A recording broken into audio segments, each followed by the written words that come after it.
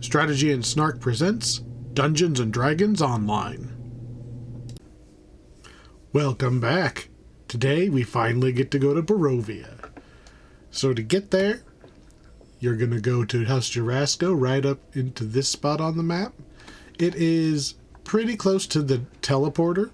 So if you teleport into House Jarasco, you can just see spooky mist tree thing. It's also right next to Mr. Fred the Feet Retrainer.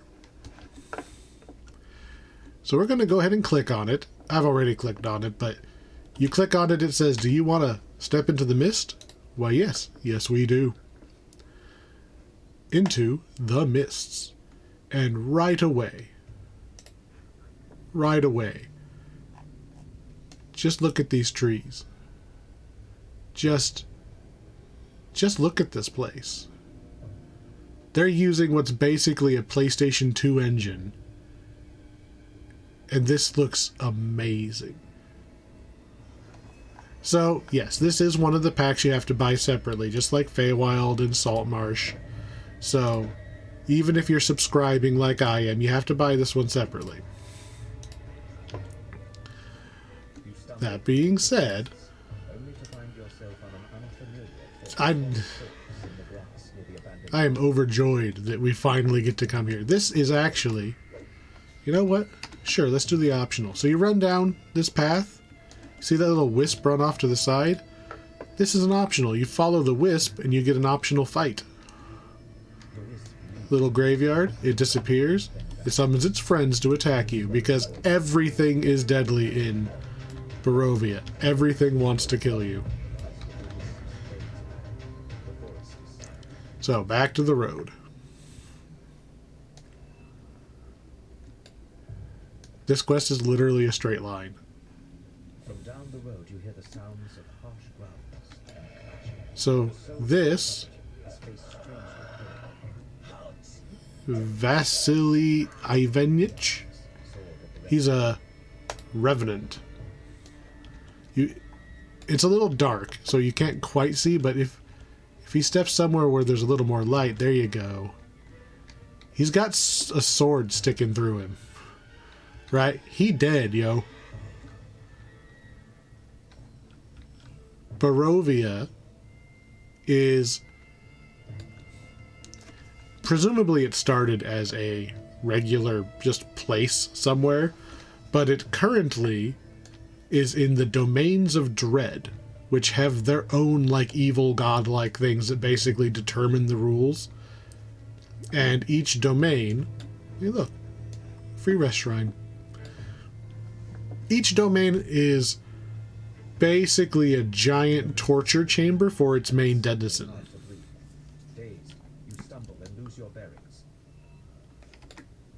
Well, that was interesting. I must have run the wrong way.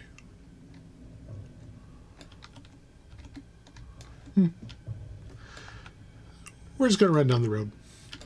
So, depending on which edition of D&D you're looking at, this is also The Curse of Strahd is the name of the book for 5th edition, I believe. Strahd von Zarovich is the ruler of Barovia. Barovia is also his prison. Like, the only people who can go in and out of Barovia are these Vistana. They're basically gypsies. They were... I want to say one of them did Strahd a favor, and so he lets their people come in and out. Because he can determine whether somebody's allowed out, apparently, but he himself cannot leave.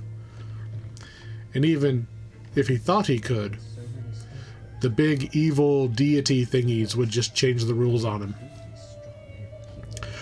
One of the other weird things about the Domains of Dread, like, this whole area is so locked down that you can't actually, like, your soul can't even escape. Oh no, a scarecrow. So, the population in the town we're going to get to is actually, not all of them even have souls. Like, there's so few actual souls that are here because the population growth, right? Basically every time the door opens, everybody gets out. The only people who are left are the ones who didn't care. And yeah, it's messy. It's messy. So they recycle souls. So you die, you end up just reborn still here in Barovia over and over and over again. You don't have your memories or anything, but your soul is recycled over and over again. Which is part of the plot that we're coming into right now.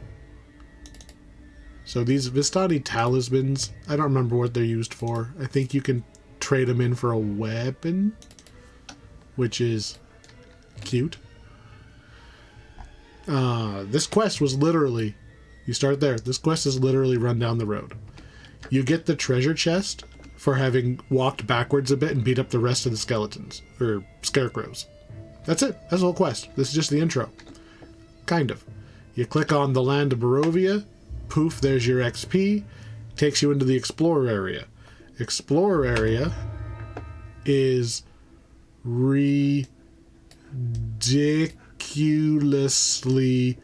hilariously, impossibly large.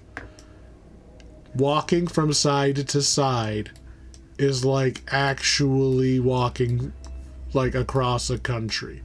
It's ridiculous. This place is, I have to assume it's basically to scale with what's in the D&D book. It's crazy huge.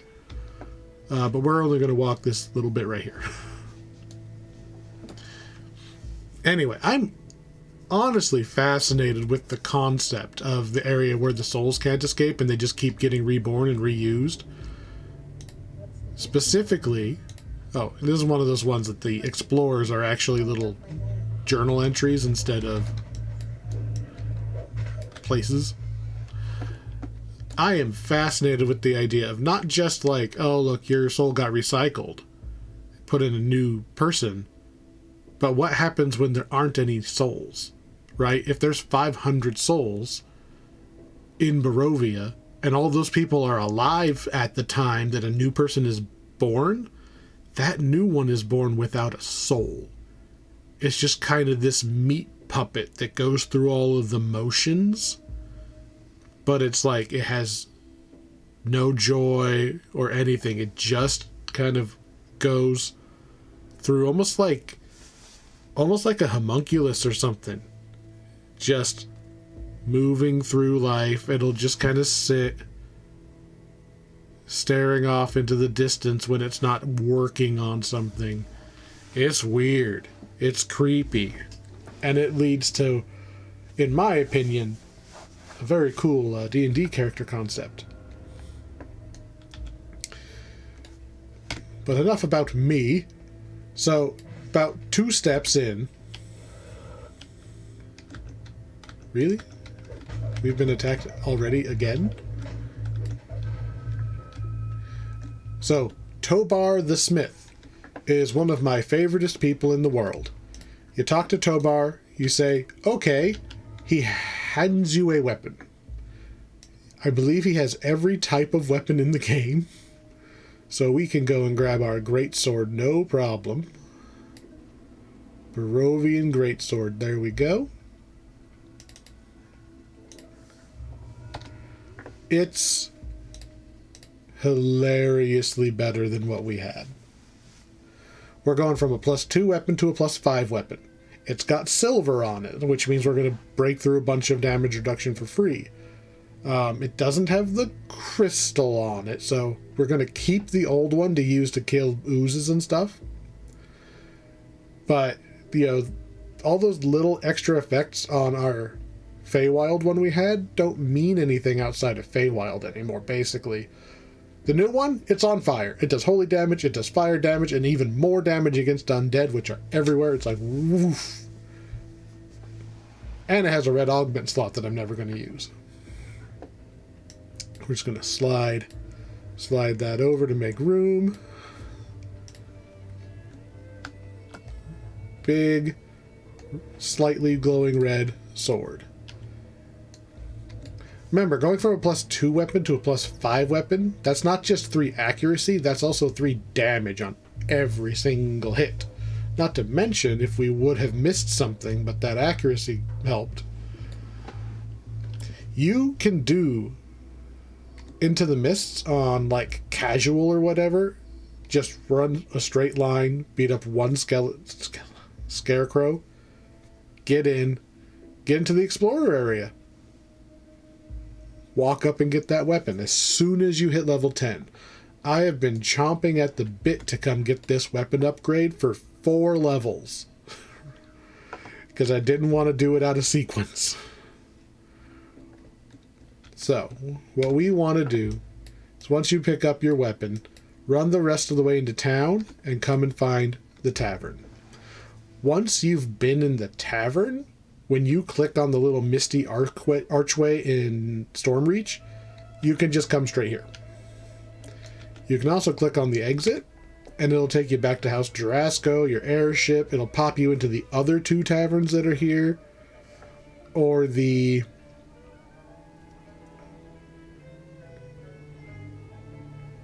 two other taverns? I thought we were in the Blood on the Vine Tavern. We're in the Blood on the Vine Tavern. Where do you take me? I'm already here. I don't think that option's supposed to be on there.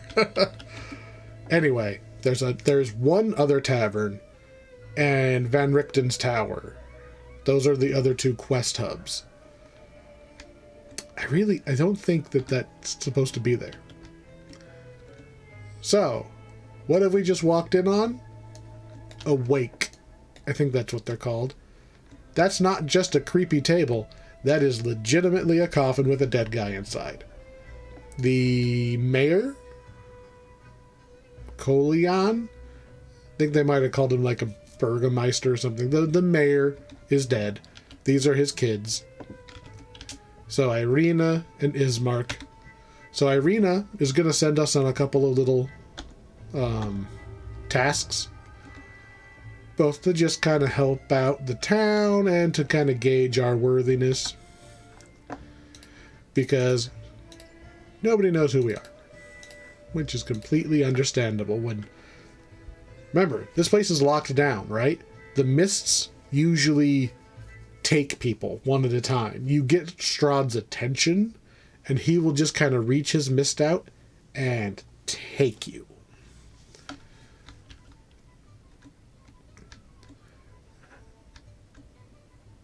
This is an MMO. They're not going to lock you in here. But officially, technically, according to the lore of even in here, you are trapped. You're not supposed to be able to leave till you beat all these quests. So, she asked us to go and check on a little old lady who's been kind of raving outside. So we will. This is what this is right here. The very nearby quest. Hello, villagers. Apparently can't go through there. A bat! Get out of here, bats. Inquisitive bystander.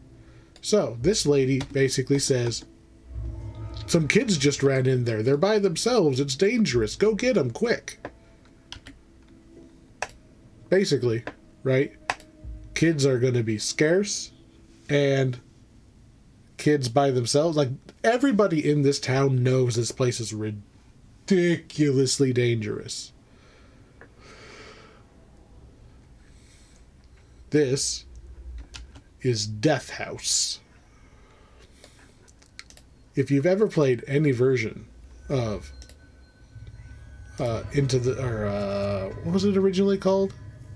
Mists of Ravenloft, Curse of Strahd, whatever you want to call it.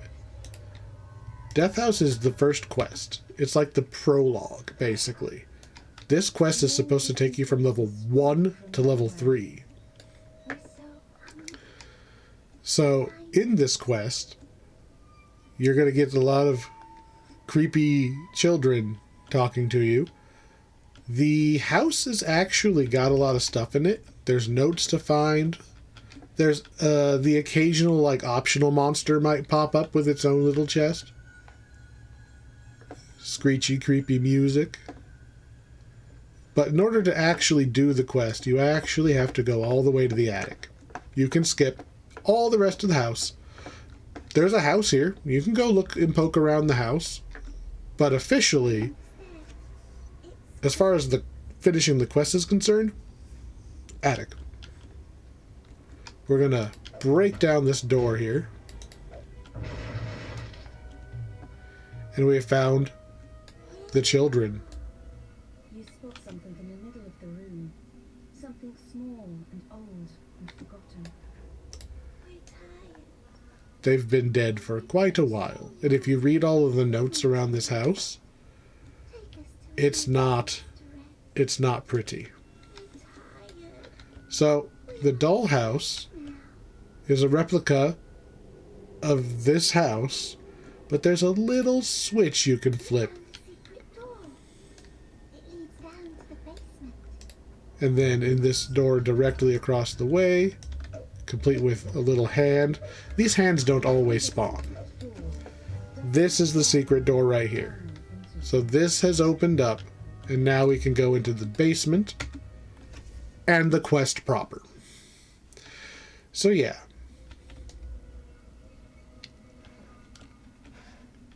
Big creepy crypt.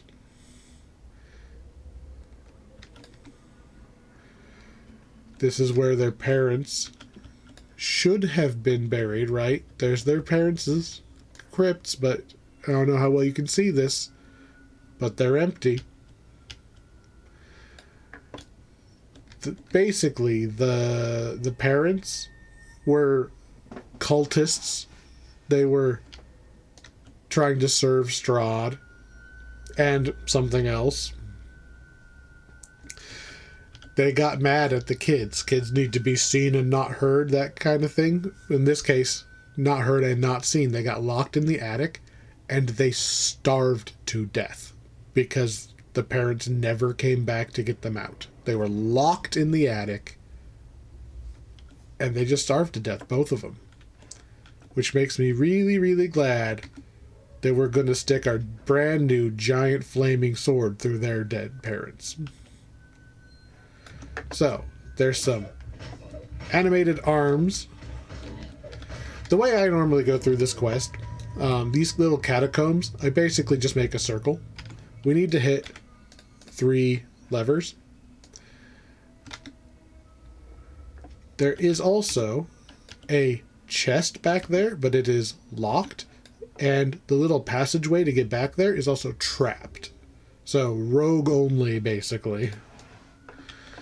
I think I saw a YouTube video saying that if you do the quest literally the opposite way I do it, if you come in this door, you can come hit the lever and you don't actually turn on any of those animated guys, but my muscle memory's got me going this way no matter what.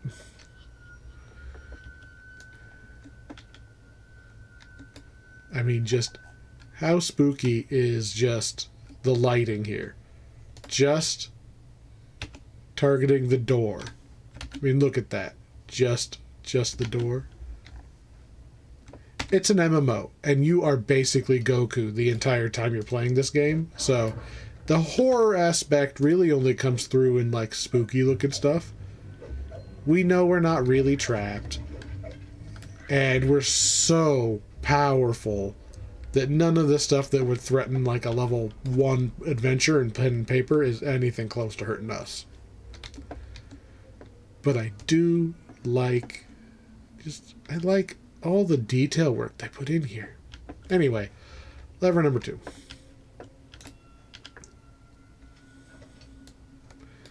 The reason I like going this way is it also slingshots me forward right here. This is where the children go. Place the bones in the coffins. Gently place the bones inside the coffins. It actually even puts The distant voice seems pleased. it puts them in the coffins. I have forgotten to put the bones in the coffin before. You go do everything else and you can't finish the quest. Like, you have to just walk back. It's not broken. Just I don't want the walk of shame.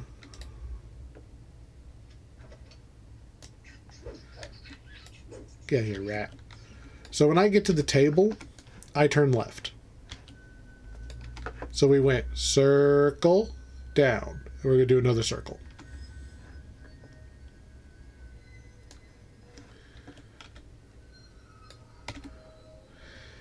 And this is going to take us to the shrine room.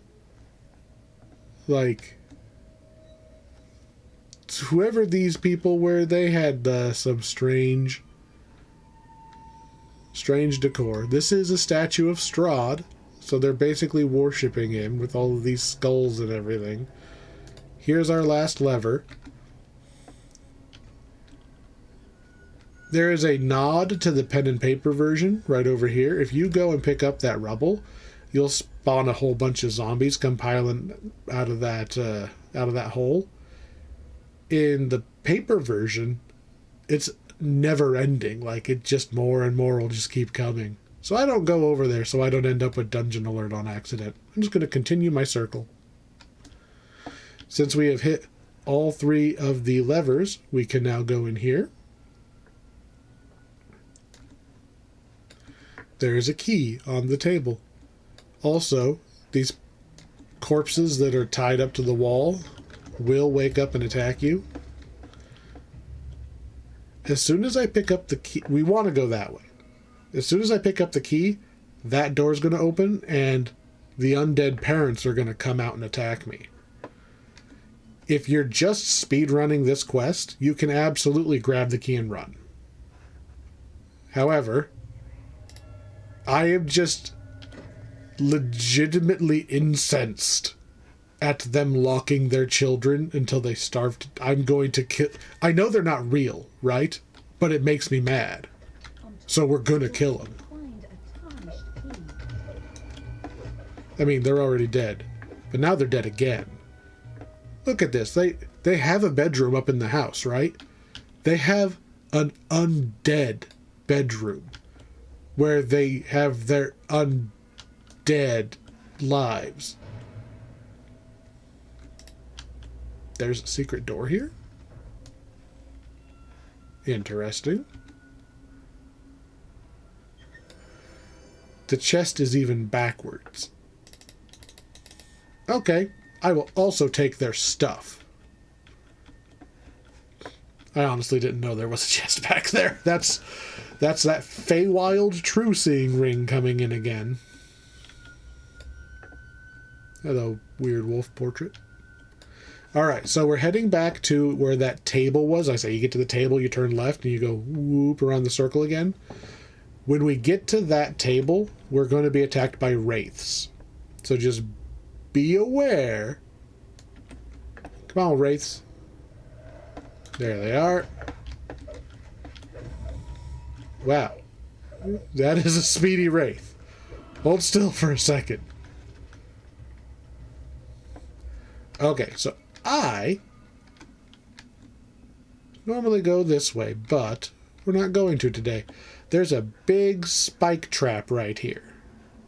And there is a trap box, but I'm not a rogue.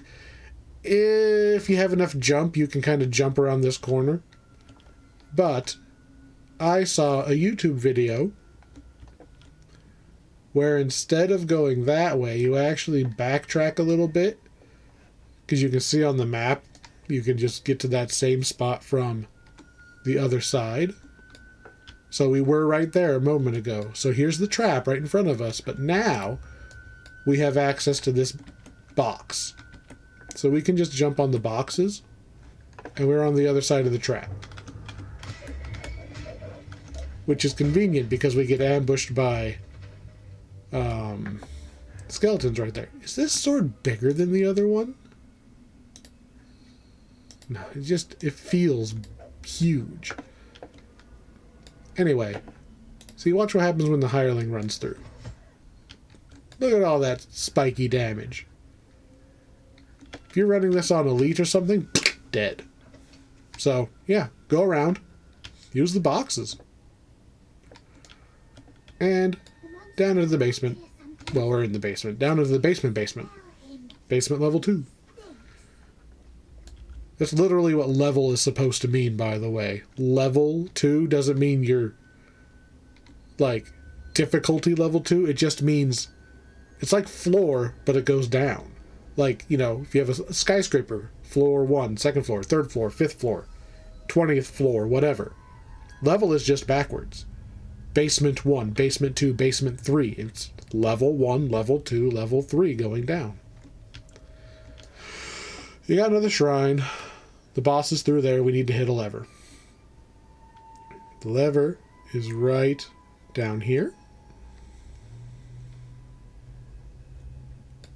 Right at the end of this hallway. When you pull the lever, these gates are going to go up and a bunch of undead are going to attack. So I'm going to send the hireling. And then as soon as it pops, I summon her to me. And we're too far away for any of those undead to actually aggro on us. So they're going to sit back there and wonder why they even bothered. The sound of chanting echoes from down the hallway. And this are the ghosts of the cultists finishing their ritual that they started and summoning a giant shambling mound. What? I must have crit him. What did we just do? The robed figures vanish, and something stirs in the water. You hit for 411 points of slash damage. Okay. Oops. Yep. We got rid of the monster, and now the ghosts of the children can sleep. They couldn't rest, and even their undead rest. They couldn't rest because there was a monster in the basement. Maybe this one just hits a little close to home because I've got a little baby. But yeah. Horror of a different kind, right? It's not jump scares. It's not gore. It's just the concepts in here that just...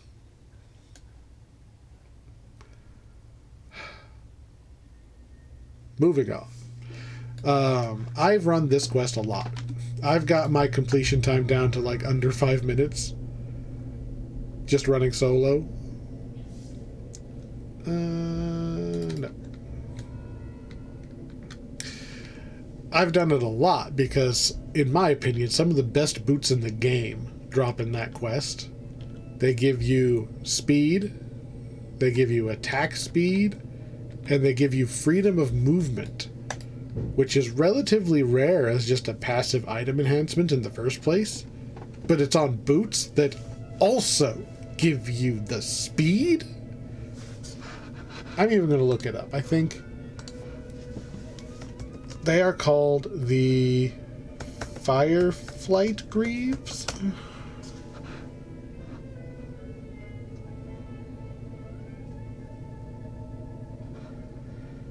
Alright, I'll just look up Death House. Alright, what's the actual name of these boots? Flightfoot Greaves. I was close. Oh, and they give you some armor, and they give you some more reflex save. They have freedom of movement and speed on them. And there's an epic version at level 30 that gives you, full-on permanent haste in addition to the freedom of movement. They're great. If you see that I have those in the next episode, it's because I went back and I farmed for them because they're that good. Alright, let's see. What else needs looking into? Ghosts and Not Child? Let's see.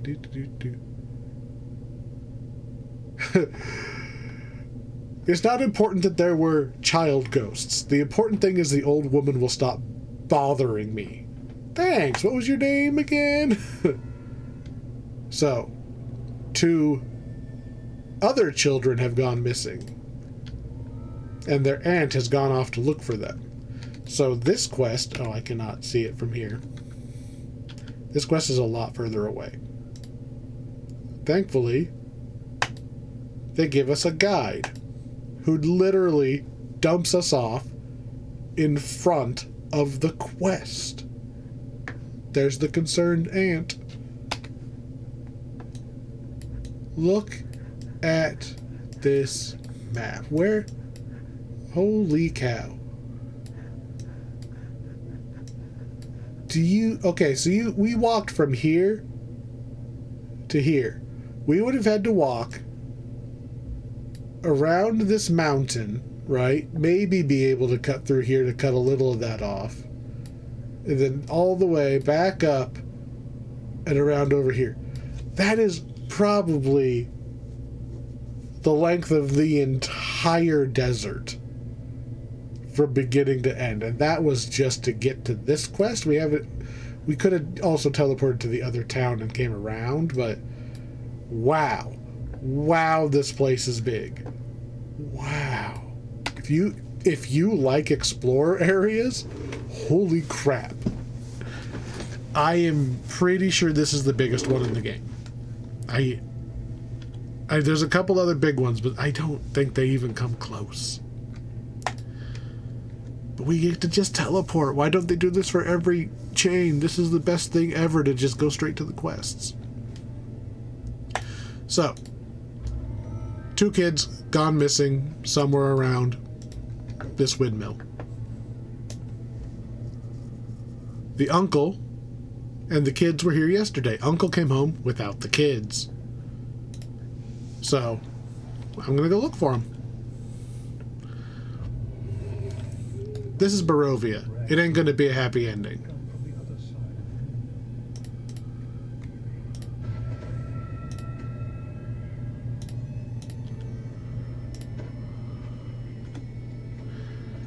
Let's see. Just throwing all of my buffs up because I can. So there's, in this quest, here's the windmill. This is the old Bonegrinder is what they call it. They are making pies. And all of these people are desperately just waiting in line for pie. They don't even know if there's going to be pies today. They don't care. They'll wait all day and all night. It's Black Friday for these people. The first couple of them, if you roll high enough...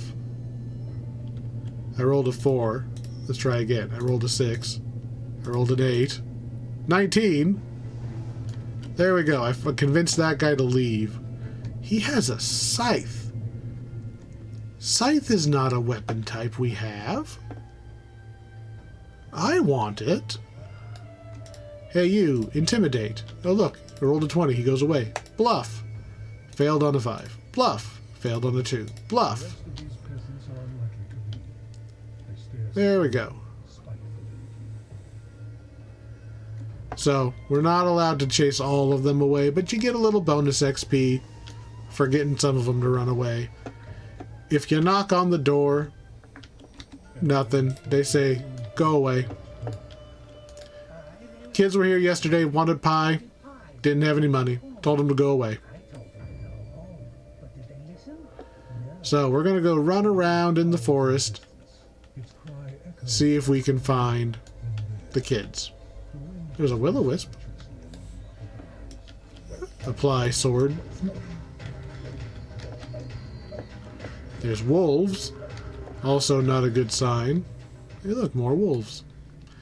So, this quest has a couple of randomly placed things. One of the clues we're looking for is randomly placed. One of them is static. And one of them is mobile.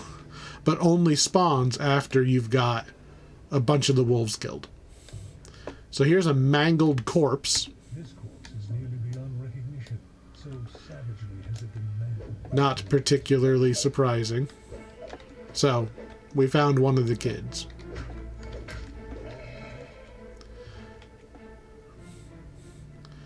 So we need more signs. What else do we find? Up here, this weird little rock formation. We look in the urn. Pebbles.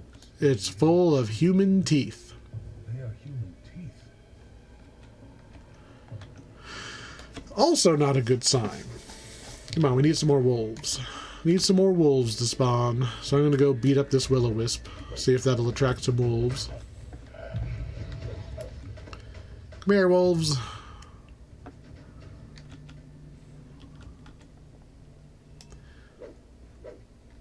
Are there some wolves over here?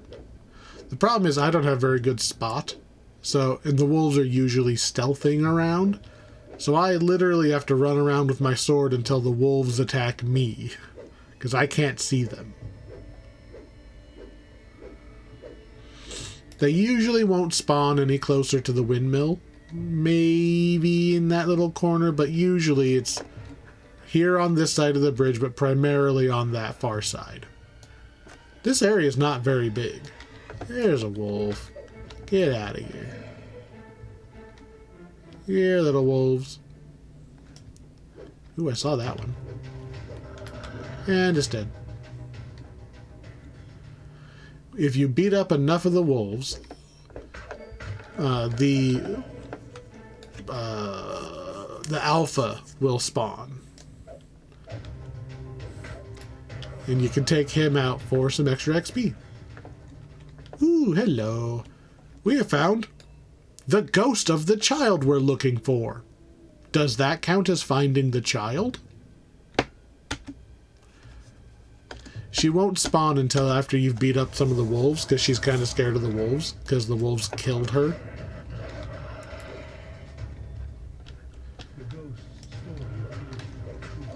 Also, once you have crossed a certain threshold, the wolves spawn a little faster, and werewolves start coming after you.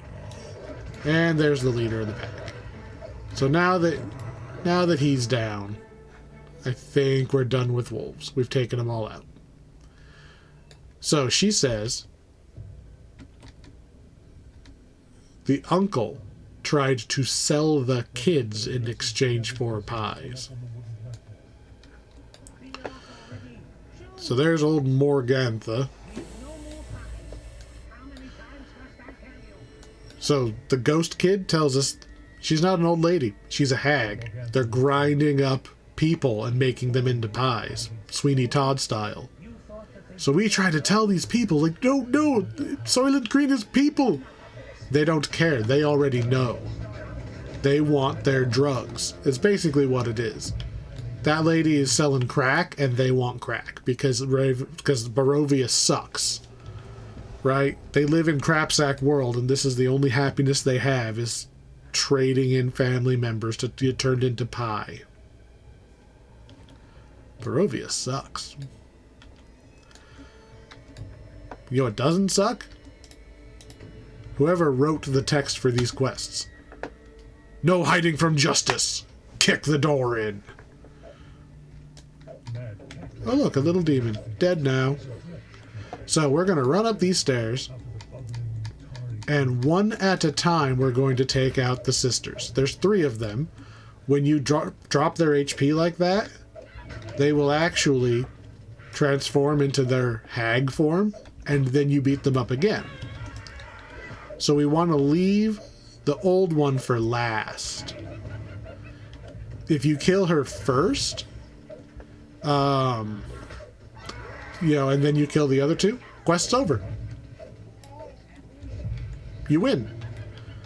But by doing her last, she will run away.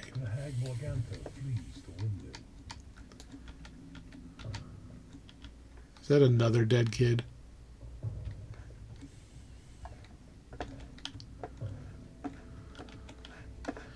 So you get to the back to the bottom. I kicked their butt. Be careful if you're playing this on a harder difficulty, especially if you don't have all of the defenses that my paladin has. 3 spellcasters at the same time in tight quarters. Okay? They are nothing to sneeze at. There's 3 of them. And if you want to get the bonuses, you have to specifically get 2 of them at a time before the 3rd one, so you can't just fireball the whole room. Be careful. Anyway, the ghost comes in now that we've chased him away. It's like, how do I help you now? Burn it. Burn it all. The fire burns. The fire cleanses. I forgot to loot the chest first, so I didn't even look what we got. So, if the lady ran away, she runs over to those stones that we found earlier where we found the teeth in the jar. She summons help. Her patron, I'm assuming. It is not going to help her. So they've got Aod, envoy of some guy.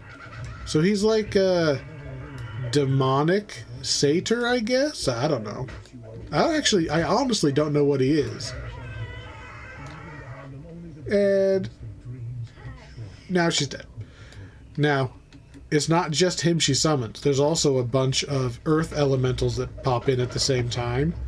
I killed them so fast, the other ones don't... Did it only summon 1? Yeah, whatever. I've seen like 5 spawn at a time, but maybe that's on Epic. Yeah, it actually does have fortification. Whatever. Quest done. So now, we've technically done 3 quests, because we did Into the Mists, which is just the straight line to get here. We checked out the kids. We attempted to save 2 other kids. We are 0 for 4 on saving children. It doesn't matter what you tell her, but you have an option of either telling her the whole truth or sparing her the details of her children being mauled to death and turned into pies. If you tell her the whole truth, she basically like disowns the uncle and makes... The uncle's the one that did it, right? So if you spare her,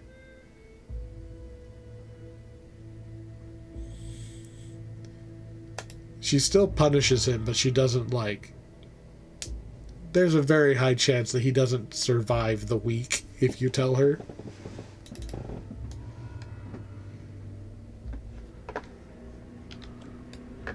You're a bad man, and I would stab you.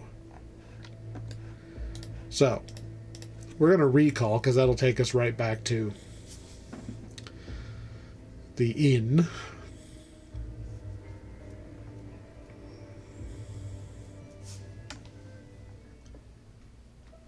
So we check in. Yep. Not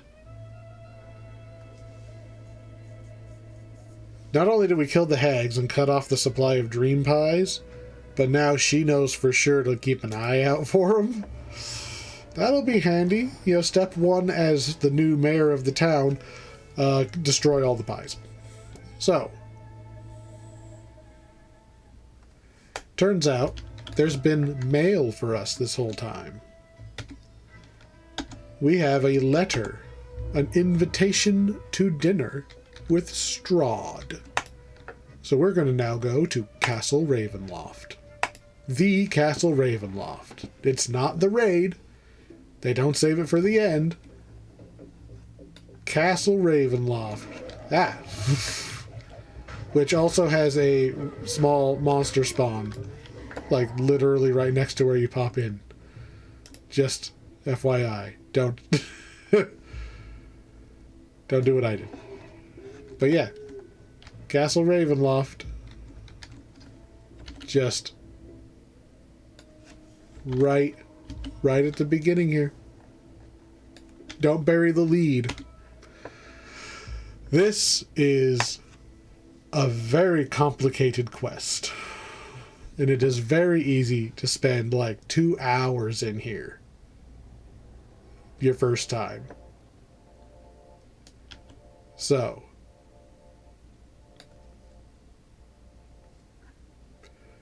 first thing we're going to do is we're going to talk to Madame Eva. She is one of those Vistani, and she is a fortune teller. Yes. Tell her yes. I'm ready. Deal your cards. Do not tell her no, or you can't complete the quest. Not only can you not complete the quest will actively try to kill you. Like, you'll just take damage every couple seconds. I think you could block it, but they get mad. They get mad. So what we've got here are some tarot cards, which I will explain momentarily. Alright. Interruption aside, what the nice Vistani lady said was she gave us 3 cards, which we saw on screen there for a moment, but they faded away. We got the treasure card, the ally card, and the death card. Well, sorry, those are the topics. What we got was the merchant card, the charlatan card, and the artifact card. So, oh, that's new. What we need to do is we need to find these 3 spots. Well, the death card is actually optional, but we have to find the ally, we have to find the treasure, and the ally is then going to send us to find another thing. These are semi-randomized. There's only so many places in the castle that count as a location, but I want to say there's at least 4 different variations I've seen. Some of the areas are kind of close to each other, and sometimes they end up overlapping. So like in this case, it's actually telling us the locations on the side here. The treasure is in the wine cellar, the allies in the lounge, death cards in the chapel. Not normally, like, I don't remember them giving you the actual locations. That's handy. We don't have a map, so you don't know where any of those things are, but we'll take a tour. So, Rahadin is the butler. He tells us, go that way. Because remember, we're here for dinner.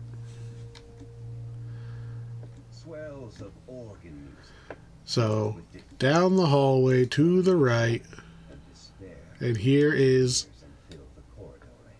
Strahd himself. So we can come up and actually talk to him.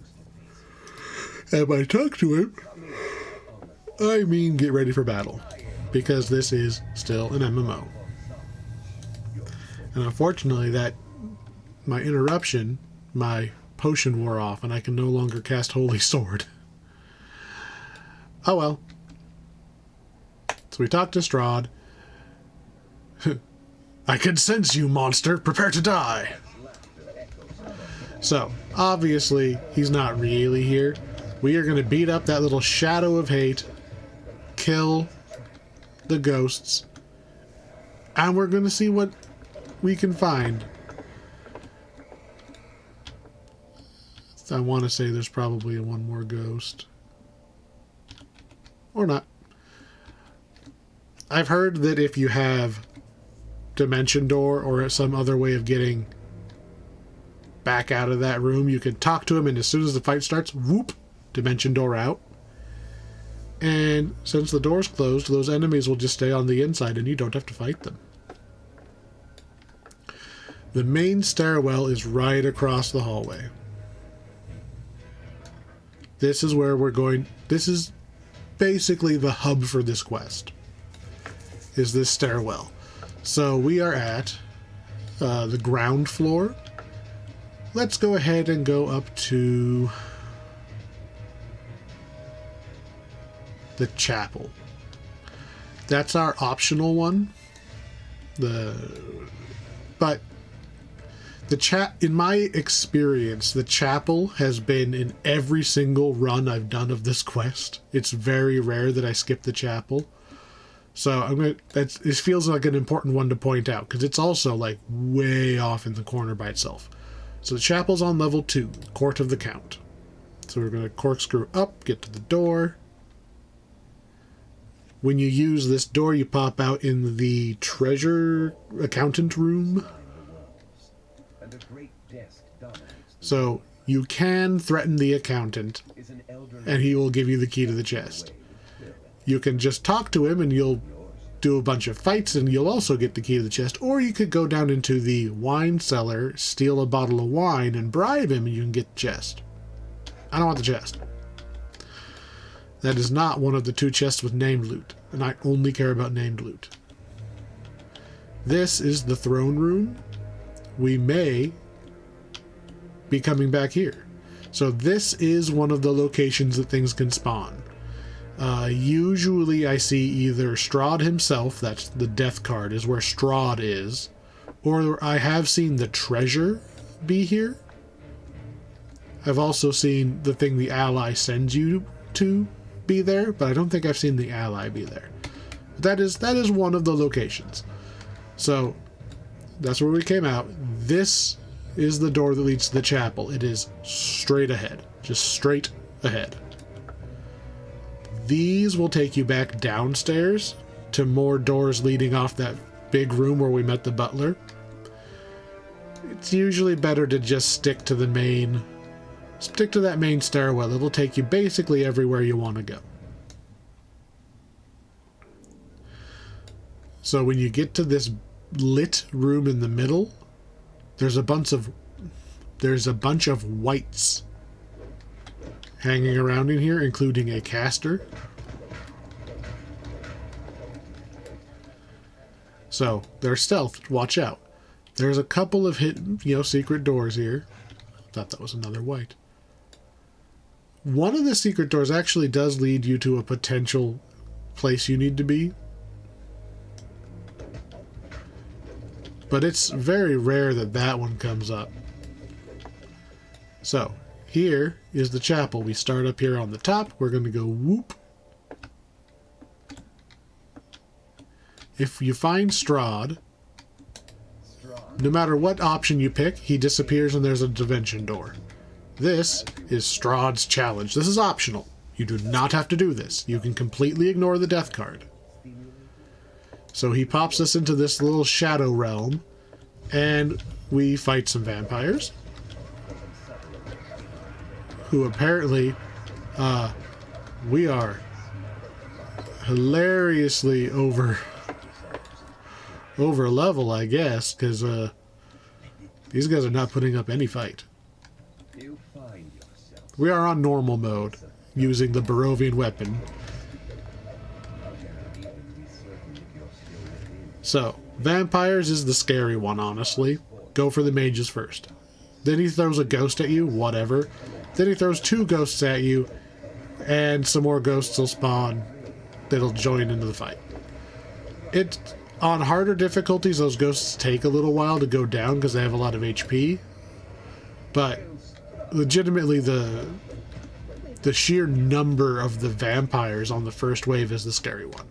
And then, chest. This chest does have a chance at named items. Not today, but you always get a little Vistani token. When you step through the portal, it does not take you back to where you were.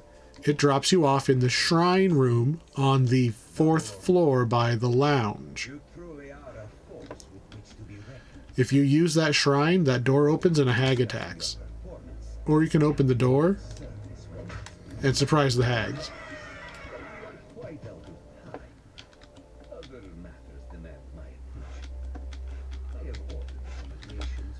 So, because of the... Okay, yeah, here's our ally, Esmeralda. Hello, Esmeralda. He's trapped us here, blah, blah, blah. And she's going to tell you how we get out of the castle. Because officially, we can't get out.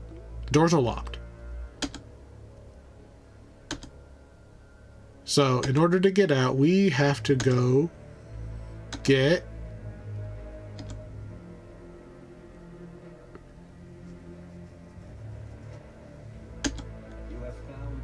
The upper servants' quarters. Okay. I didn't quite catch the name in the text.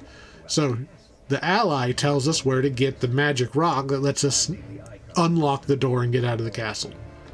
So we still need the treasure, which is in the wine cellar, and now we also need the keystone, which is in the servants' quarters, through the cellars.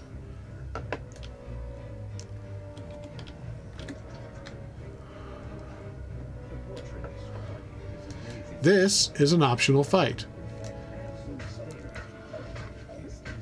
Wow. It actually is not taking as much damage as most things have been.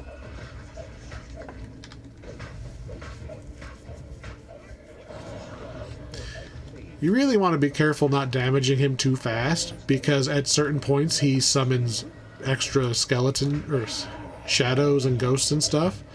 So if you beat him up too fast, he'll summon all the waves at once. Also, that bit of floor crumbles, so don't stand there. If that's the portrait that's active, because he'll jump between these portraits, Phantom Ganon style, you need to use a ranged weapon on that one or you'll end up falling. If you fall, you end up in the dungeon, but not on the part of the dungeon that you want to be on. There's a raised dais. We'll see it. We'll see it. I'll show you. Sometimes your exit to the quest is going to be here. You run all the way up. After you get the keystone, you run all the way up there, and that's how you get out of the quest. It might be this one, but I don't remember what she said. Most importantly, here's our same stairwell from before. Everything's connected to the stairwell.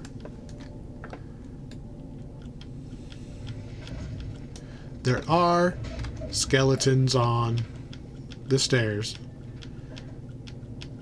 Do not fall all the way down and touch bottom if you can help it, because if you go all the way down, a bunch of wraiths spawn at the very bottom. And in this quest, you will never need to go all the way to the bottom floor. We are going to need to go down one more floor. There's the one we started at. Now we're going to go one down to get to the basement. We don't want the dungeon, we just want the basement. So, there we go. Basement. The Larders of Ill Omen.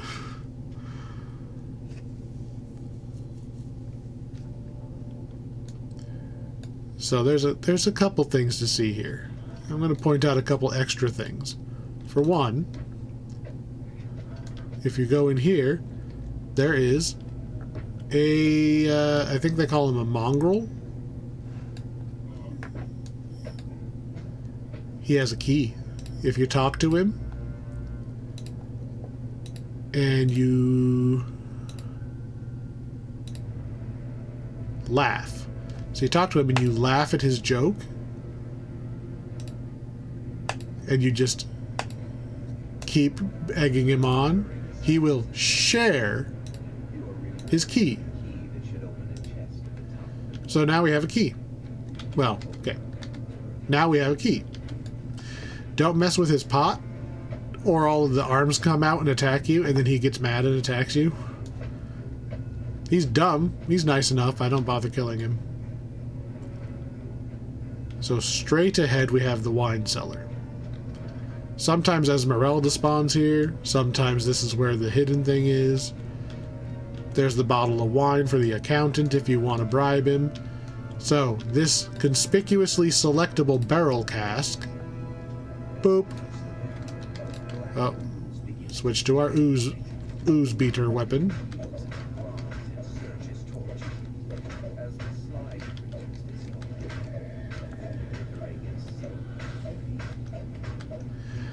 You know what? I want to test to see if I actually... Okay, well, never mind. Here's the icon of Ravenloft. That's the treasure we came here for. That's something that Strahd does not want us to have. It was hidden for a reason. So now we need the keystone. The upper servants' quarter are very common. They are from the wine, right? You just go up these stairs. That's it. There is a chance that this skeleton and his goons will spawn. They are not always here. It's a random chance. So, the upper servants' quarters, it's talking about the door right here.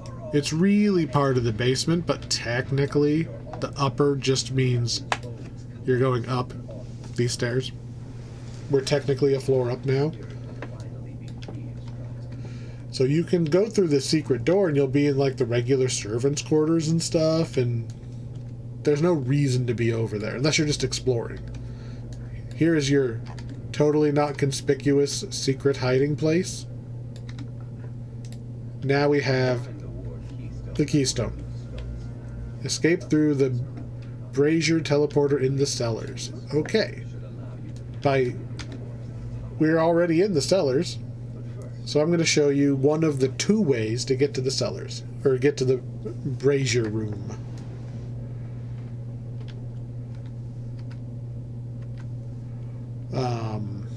One of the other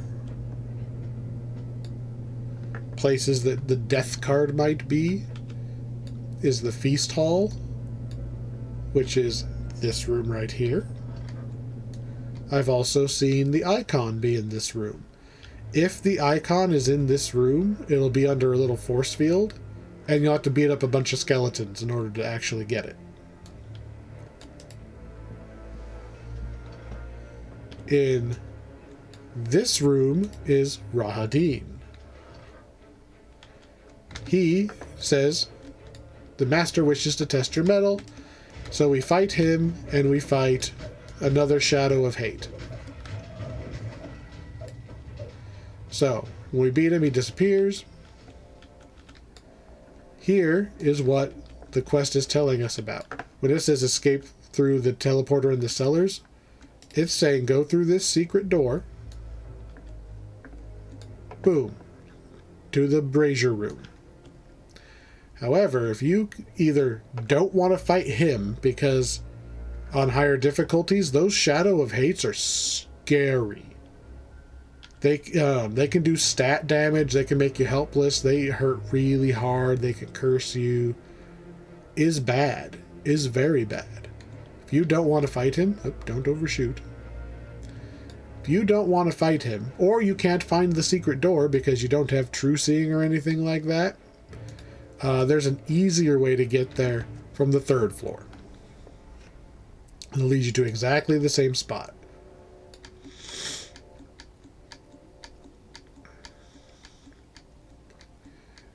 Conveniently, it also lets me point out the last couple of potential locations for Esmeralda.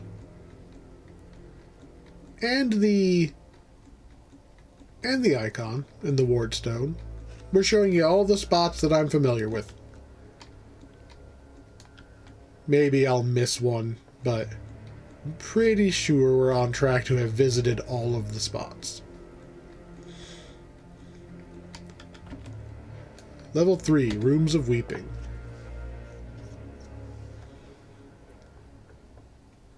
So here's Strahd. It's not really Strahd. He giggles and summons a bunch of rats. I giggle because they're so easily killed. So this is kind of like the bedroom level. There's a creepy cake and a music stand. I just kind of leave it alone. I think on the revisit to this quest we're going to do later, there's another Shadow of Hate in that room, but it's invisible. This is the study. Sometimes the icon or the ward thing will just be sitting on here, under a force field, have to fight your way to it. There's also the treasury is behind the fireplace, right? But the true treasury is behind that. You have to beat up these spiders. I think there's even a named spider up here. Not today, apparently. And then another secret door. And this is the actual treasury. You cannot get through that door, but if you are sent here, the item you need, whether it be the icon or the wardstone, is just sitting on the ground right here. If your item is back here, talking to Esmeralda will make this secret door significantly easier to find. Like, if you don't have enough search, if you can't get through this door, talking to Esmeralda lowers this door's difficulty so much that anybody can get through it. That is by design.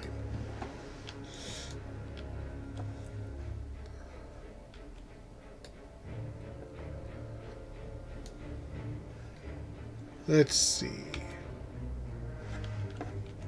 This is not the hallway I want to be in.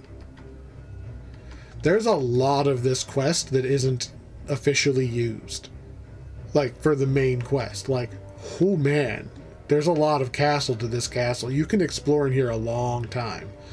That's why I'm going out of my way to point out the locations of actual spawns. This is the actual bed. Sometimes Esmeralda will spawn right here. If she does it, she usually has this door already open. So she'll be like camped like right there. There is a gigantic shrine here. So if you're told the bedroom, this is where it is. And then the next one over, I believe, is the bathroom. Like literally a giant red glowing bath of blood. And there's a ghost of one of the previous brides of Strahd.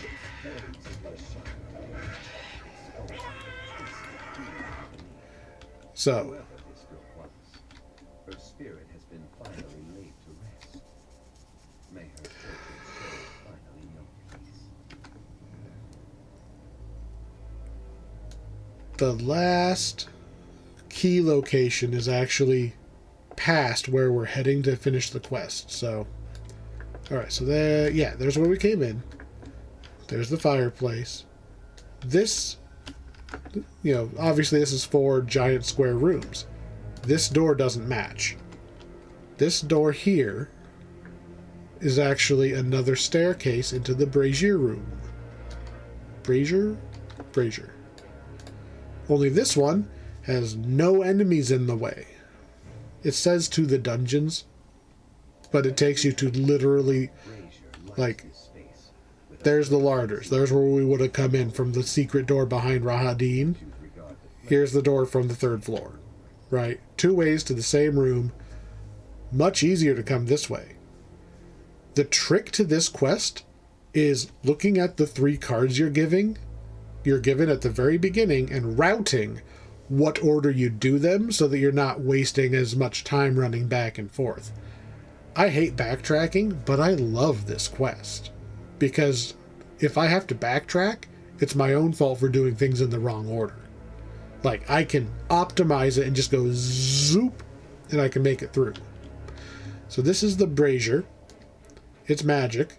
As we approach, those golems are going to attack. So we're just going to knock them down.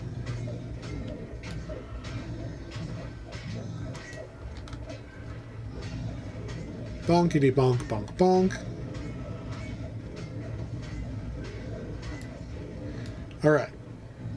Now, the end of the quest is we literally run up and we click on this and it'll take us.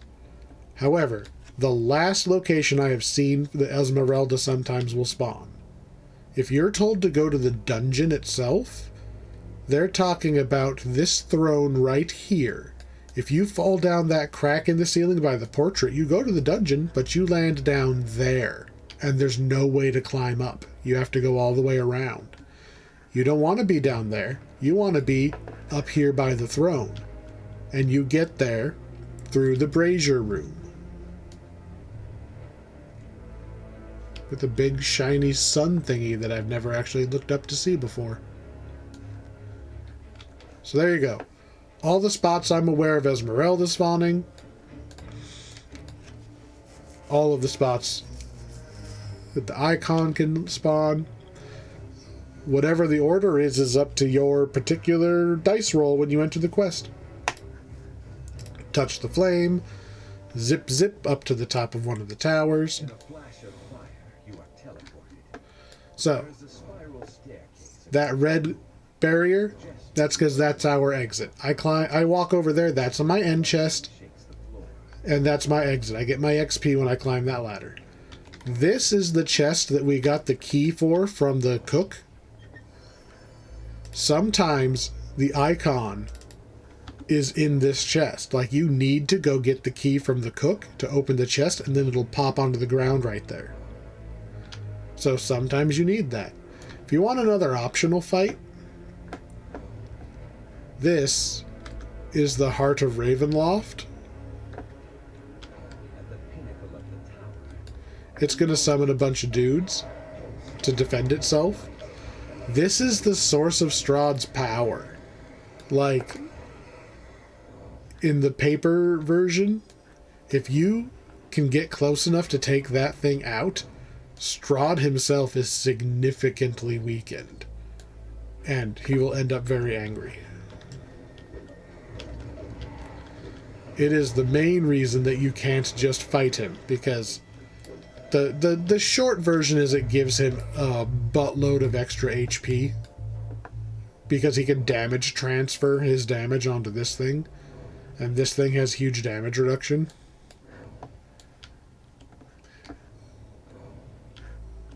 Come on, give me more ghosts. I'm testing you. Testing your heart. So yeah, we can only kind of run it out of ghosts. We can't just smash it, because that would be too easy. But yeah, that's an important artifact. exhausted the heart's supply of minions for the moment. The heart remains invulnerable to either weapon or spell. Vulnerable to either weapon or spell itself. Anyway, let's get our loot, and let's get out. With the keystone in hand, you step through the castle walls. No named item. Check your bags. Sure enough, the icon of Ravenloft is still there. Got it. With a sigh of relief, And we climb up, and we can exit the quest. Esmeralda mentions it's a bit of a jump once you're out, because it legitimately puts you at the top of a tower of Castle Ravenloft. Can't get back in because Strahd's locked him off. We had the wardstone that got through this one. Man, just look at this place. I'm kind of sad we don't get to go up there. There's a very cool...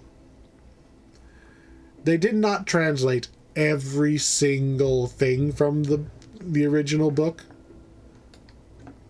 Now, if you've done the original campaign, you know what's up there. You know why I want to go there. Alright. We'll go ahead and recall. Ravenloft is technically 3 quest chains, just kind of all thematically linked together. So we've done the invitation chain, or whatever you want to call it. We've done the first chain. So we have proven our worth to the town. Man, just rubbing it in that I only have wisdom 4. Wait. That has insightful wisdom on it. I don't have insightful wisdom. Does that mean... Woohoo! Now that we have 14 wisdom by ourselves, I am now allowed to cast our level 4 spells without assistance. I won an auction for some goggles that I was very happy that I won because they were +5. I was like, hooray, we can finally do it. Except I accidentally bought intelligence +5, which is ironic in itself. So not quite what we needed. But now we have them. We can cast all of our paladin spells. So, we've done all 4 quests. We get a chain reward from her. Oh, a dragon shard. This item can be used to exchange feats when you are levels 9 to 12. Not a feat you got from level 9 to 12. You have to be level 9 to 12. I do not like the feat respec system in this game. It is a mistake and they need to fix it. But at this point, they're not going to. So, she directs us to Van Richten. Van Richten is in the other tavern. He's going to be our second quest chain giver. He's basically Van Helsing, vampire hunter, right? He's supposed to be a little sneakier than this. Not just standing around in town going, oh yes, right, I'm here to kill Strahd. Not very stealthy. Sure. So, he is sending us on some errands that are hopefully going to help us defeat Strahd. Number 1. We're going to Argynvostholt. Yeah, you kind of takes a little guess and check to get the right one if you don't know which one he's talking about. You don't have to do them in the right order, though. You are allowed to do them in whatever order you want, and it'll still count for the whole chain. So, he's sending us to another big cool castle. And, oh yeah, let's take a look. There's a big old dragon skull right here. So what we are doing here is we are taking the dragon skull and presenting it to the ghosts. Remember in the very first quest we met the guy with the sword through his chest? There's an order of ghosts that are so mad at Strahd that they don't stay dead. Like, even if you kill their ghost, they still come back. Even their ghost has a ghost. They will just forever come back until Strahd is defeated. But they're feeling a little blue, they're a little depressed, and they haven't joined the fight in a while. So we brought the dragon skull here because the dragon was their leader, like the founder of their order. We've recovered the dragon skull. We're supposed to present it to them like, hey, look, here's your thingy. Go light the tower so that, like, the villagers can see hope again. That's why we're here. As is normal in this game, we need to flip 3 levers in order to actually progress. So, we're going to start. The map's not super useful because there's an up and a down here. 3D quests, the map gets screwed. There's basically a door up left, down left. Up right, down right. Down right is the last one we want to do. Yeah. One of them is a dead end. I want to say it's upright. Because upright is... that way's a dead end. It's really the gate that goes to the other floor. So we're going to start with down. There's basically a lever down each of these directions and then the way up. Oh, I should probably cast my other buffs.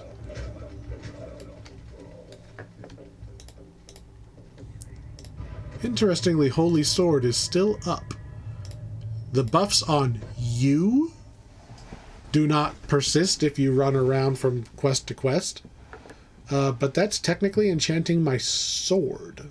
So... technicality. Here's a poor little dark elf. He's fine, he's just hiding. There's a secret door here in order to move forward.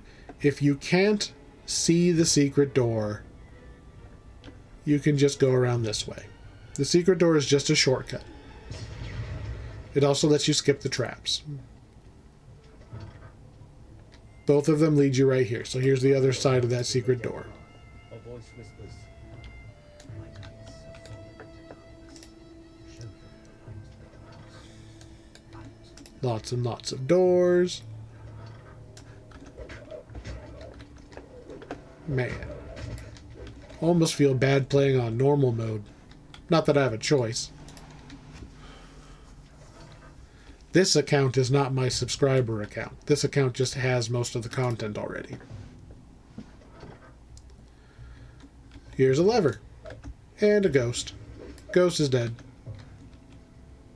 We have the lever.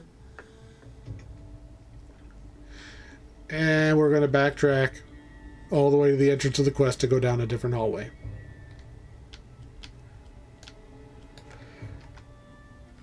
It's not a long run, and I'm also going to go through the secret doorway just so we don't step on any traps. It's not long. It is a little annoying that there's no thing to pop you back once you hit the lever. I don't really like having to run.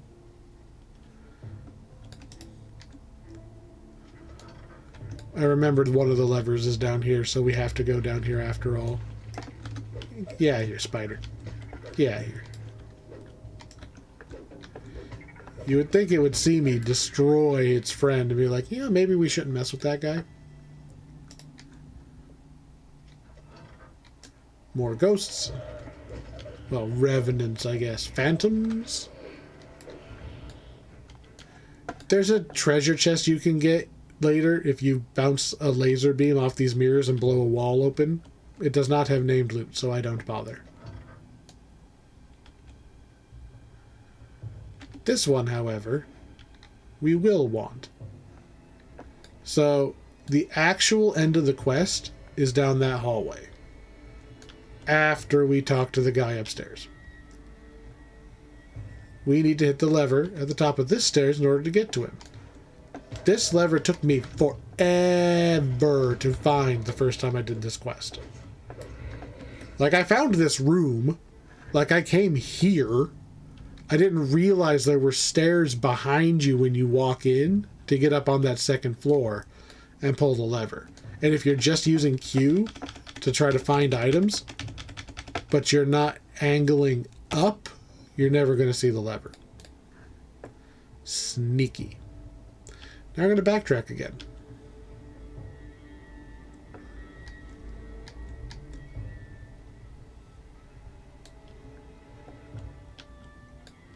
I like this quest, but it is probably my least favorite quest in all of Barovia.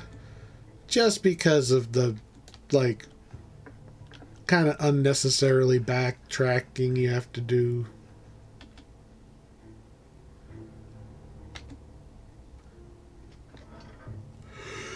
Alright, so this... Getting tired. This leads us to the last of those levers. However, this is a different kind of trap.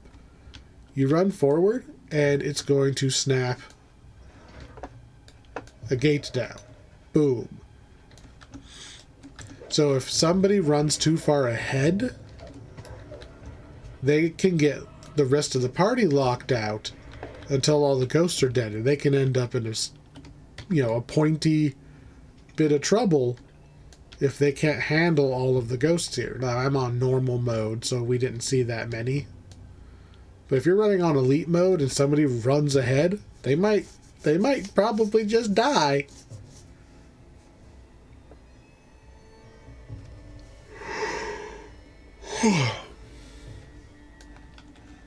Alright, now that we hit all the levers, if you go down there, it's a dead end with some spiders. Hit all the levers, up the stairs. I really like that if you can see the secret doors, you can just immediately turn left, and here's the guy. If you can't see the secret door, you can still take a shortcut. So, it says you could squeeze through. If you jump your way over this rubble, you can still get into his room. There's a bunch of extra stuff to explore on this floor that you really don't need to. So here's the boss. Boss. I don't mean he's the boss of the quest. I mean he's the boss of the order. He's depressed because the light of the silver dragon is gone. So he's just going to fight us. It doesn't really matter that we kill him because he's a revenant. He will just rise again. They cannot die until Strahd is defeated. So he'll be back up. I don't know what the timeline is, but he'll just stand up and sit back on his chair one day. Probably before too long. You don't have to physically pick up that key that the DM was talking about. It's a metaphorical key.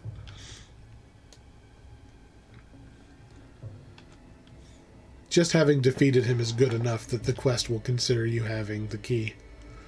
So we run back downstairs, back to this big suspicious room here, because we're just going to go turn the lighthouse on ourselves. So we're going to go out and put the skull of the dragon in his crypt. Tucked behind the mansion is a fog-shrouded cemetery. An impressive There will be some undead that spawn in that little cemetery, but this is what the key opens. And now we can put the dragon skull back inside the mausoleum, which turns on this giant laser beam of holy, like, hooray, it's a dragon skull light. So we push a lever, it turns the mirror. Oh, hello, corpses. Goodbye, corpses. This one does not have a lever because you can just kind of jump and hit the use button and it'll turn it. Stay on the outside of this laser if you can help it. Do not step into the laser. It does a lot of damage and it can kill you. But if you stay on the outside of it, and then I clicked this one earlier knowing I needed to bounce it that way. It hits the relay crystal and it sends the power up that way. Now we're going to climb the rest of the way up the tower to the actual, like, lighthousey portion and just light the beacon ourselves. See, there's the big shiny beacon. Take out the bats from the belfry. I don't know why they're here, but the boss of this quest is actually a bunch of harpies. I don't know why harpies.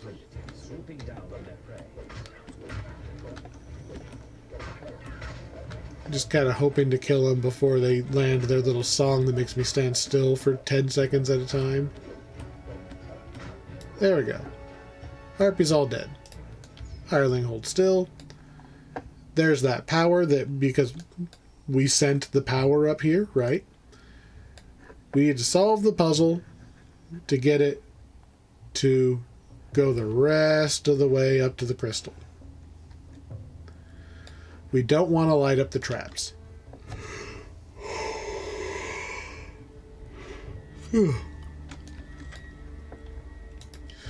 So, as usual, we are going to solve it backwards. It's going to come down here and across and back up. Doop doop doop doop doop doop doop doop doop.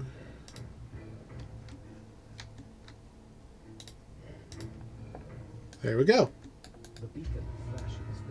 There's our XP.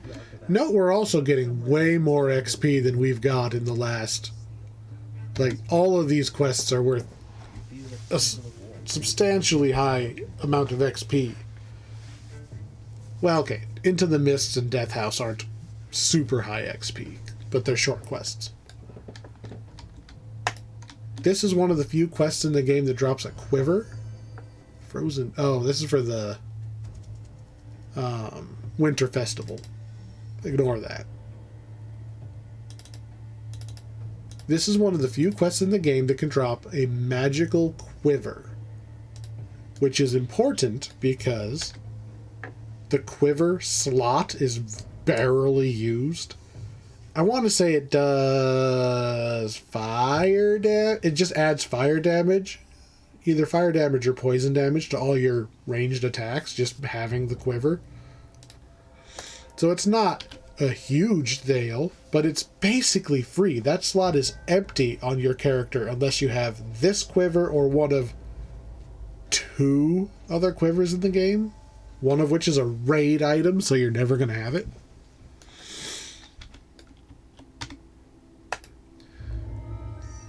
Let's see. Nothing jumps out at me. So, we've lit the beacon. Is it actually lit? I don't see anything lit up there.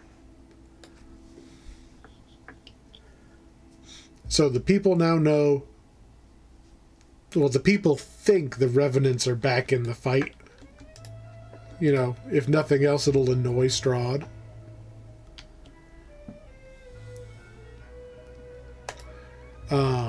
So next he's telling us one of the other Keepers of the Feather is in need of some help. The Keepers of the Feather are the local druid circle, and they're kind of like the Harpers in regular D&D. They are against Strahd, and this one in particular, her son has gone missing after a scouting attempt in the castle. We're back at the castle. I could go around the corner and there's the quest we just did. So we're going to pop back in the castle. You have returned to Castle Ravenloft, this time uninvited. So The servant's door was not sealed. the servant's door was not sealed, so we could sneak in. And here is the upper servants' quarter. We just popped in right next to the upper servants' quarter. We were here 20 minutes ago. However, you know, I don't remember exactly how long. Exact same map. Which is great. Honestly, they could fit 3 or 4 more quests in this map. It is. They use it twice and it is still underutilized. Secret hiding place. This is, we were told that this was here. You're supposed to come here first. You have to read these entries.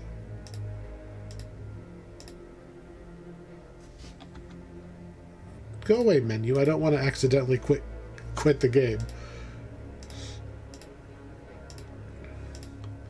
So, most importantly is entry number 4. Gora is the magic word to open a door. If you don't know the magic word, you ain't getting through that door, and you're going to have to come back here. So, we need to investigate the top of the south tower. So we're going to go back to our handy central staircase that everything is located off of. Don't mind the cool-looking purple mist. And yes, our map is still filled out because we are in the same area. So here's our South Tower stairs.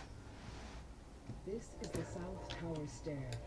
So we go all the way to the top. Get you close to the lair of the old tombs. Get out of here, skeleton.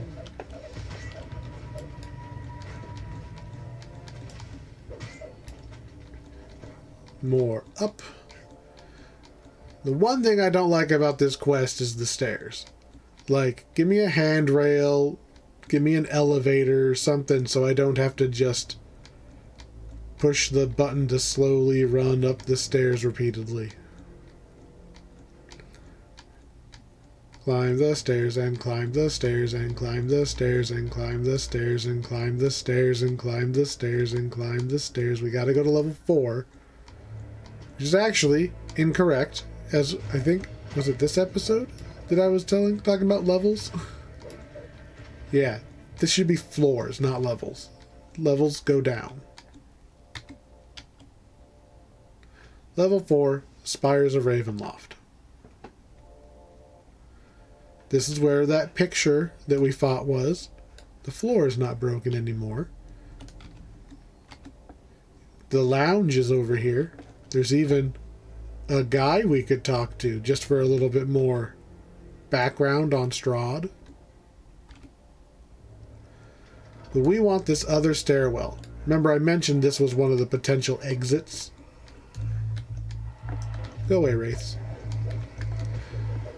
I guess it's worth mentioning there was one more exit to the main castle quest. There was one more. It was the main entrance. Like literally the way you came in. Honestly, that's the hardest one. Because there's some gargoyles at the entrance that are not actually gargoyles. They're legitimately black dragons that jump down and attack you. So that is the scariest one. Before the witch's den, you recalled the password from Jesper's journal. You whispered, and I thought it was Gora. I guess Gora's for their magic cauldron. Anyway, you have to read the journal entries to get that. Gonna beat up some stuff, go through a door, get sassed by a bunch of black cats, go through a door, in the darkness, they regard you with a haughty aloofness. vampire ambush right here.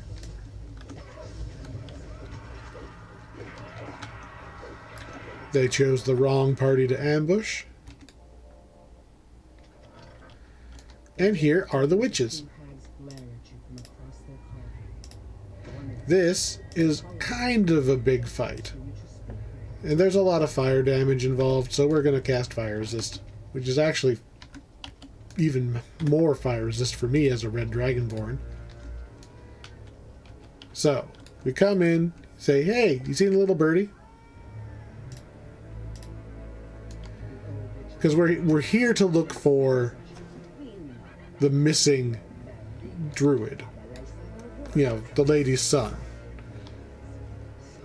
And they tell us they captured him. He's in the dungeon. And then they attack. There we go. Boop. Boop. One down.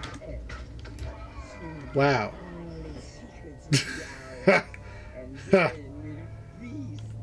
Her gaze lingers on you, and she licks her. So that fight can be a lot bigger. So the one on the right is not immune to crowd control or anything like that, so you can insta-kill her, you can do anything to her. The other one is boss-ish, so you have to beat her down, and they will use this cauldron to summon mephits and stuff like that if they survive long enough. They did not survive long enough. We need to take the key, and we need to take into the witch's bag and take the vials. I'm not sure you need to read these notes, but it doesn't hurt.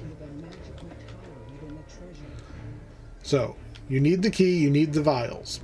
Those are going to let you go and raid Strahd's actual treasure vault. Remember, we pointed that out the last time we were here? Behind the fireplace in the study? I did not let go of shift soon enough, so I took damage from that fall. If you want to save the kid, it's actually optional. You have to go all the way to the bottom, deal with the wraiths that spawn when you touch bottom, and go into the dungeon. Now, be careful in this dungeon. There are teleport traps all over the place, and they'll teleport you into a cell. So hug the left wall and pull tight, because this is the door we want to open. We've only got one key. If you open the other side, you're out of luck. You have to go left. And I don't know how you're supposed to know that other than guess and check. So the very last cell on the left side,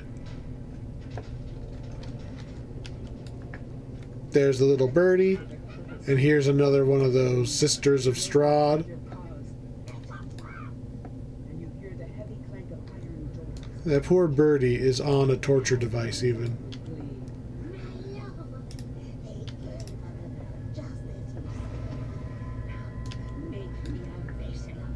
So she goes Super Saiyan and we beat her up. And her friends too. A bunch of flesh golems are going to run in and join the fight. So when they're all dead, you can talk to the Raven. You're welcome. Remember, they're druids, right? They're were-ravens or something like that. They're druids. So there's your XP for saving him. This chest does have a shot at named items. Actually, I think some of the named items are specific to this chest. Like, some of them you can't get unless you save him. I could be wrong about that, but I think some of them only spawn in that chest. So then again, we're going to hug the wall to avoid any of the teleport traps. And now we got to climb up again. This is the only reason that I consider not saving him, is having to climb the stairs again. We need to get to level 3 to get into the study. Climbing these stairs is not fun, especially when you're farming the quests and you're doing it like 6 or 7 times in a row and you're just climbing these stupid stairs for what seems like forever. Because I can't just hold forward, I have to push turn in order to not ram into the wall. Okay. We're back on the 3rd floor. There's the cake from earlier. It's all smashed. I don't want to know what smashed it. We're going to move on.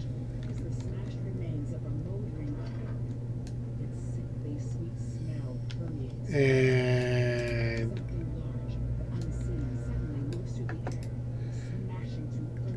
in we go. I have true seeing, but I believe that those are easy enough to see even if you don't have a good search. Like, you won't see it. You'll have to actually push the search button. But you're intended to be able to find that pretty easy. Because you know you're looking for it. You go up to the door and you say, yes, use the potion of gaseous form. That's what the potions that we got from the witches were. And so then we rematerialize on the inside of his treasure tower. There's a bunch of treasure you can pick up. So now all we got left is the treasure guardians. It's 2 more iron golems.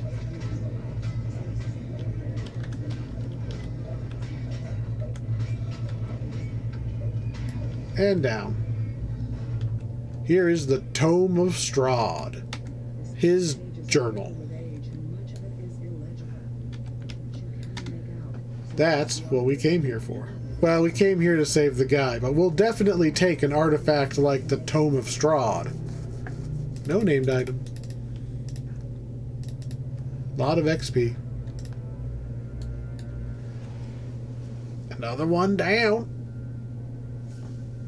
This middle chain, the middle set of 4, has the longest quests. Let's see. Anything jump out at me? Not really. You're welcome, lady. I mean, I don't even remember what she says if you don't find him. But we find him. So we talked to Van Richten. And we've been invited to tea?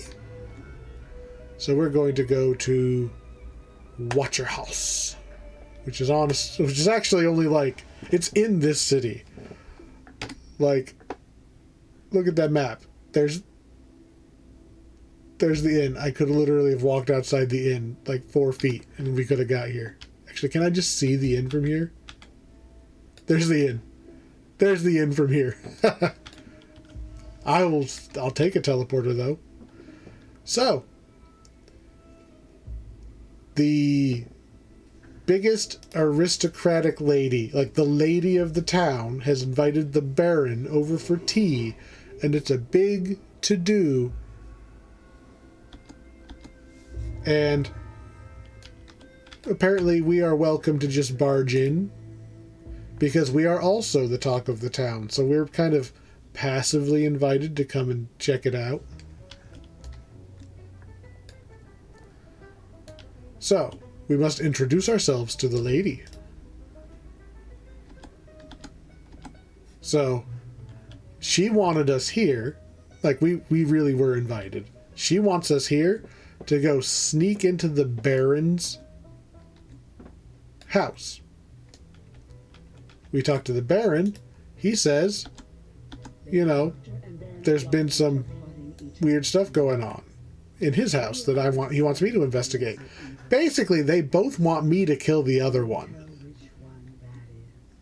They both want me to kill the other one, but not just stab them. Like, I'm supposed to, like, find dirt on the other one, or otherwise, like, give them a reason that they can move on the other one politically, right? Because this is all about political power. So, we're actually going to go dig through the kitchen, because we're going to attempt to 100% this quest. You can skip a lot of stuff in this quest. Like, I could go straight downstairs and continue the quest, but I found a blue key. I'm going to try to do everything. So this, what I'm doing right now, is optional. She said go down the stairs and give the password to the guy. We could do that at any time. First, we grab the blue key, run back past where she was, and go in this door. You can also pick this lock if you're a rogue. And we're going to talk to Ernst.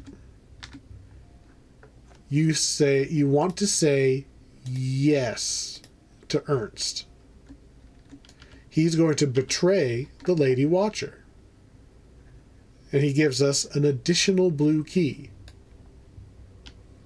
Because you could take that blue key and just go upstairs and do other stuff, but you'll have burned your blue key. You can't get to him. You do him first, he gives you another blue key. Now you can get up here. Out of my way, peasant. You can also just tell him you have to use the bathroom. This is the bathroom. Giant thing of water. I wouldn't want to have to fill that.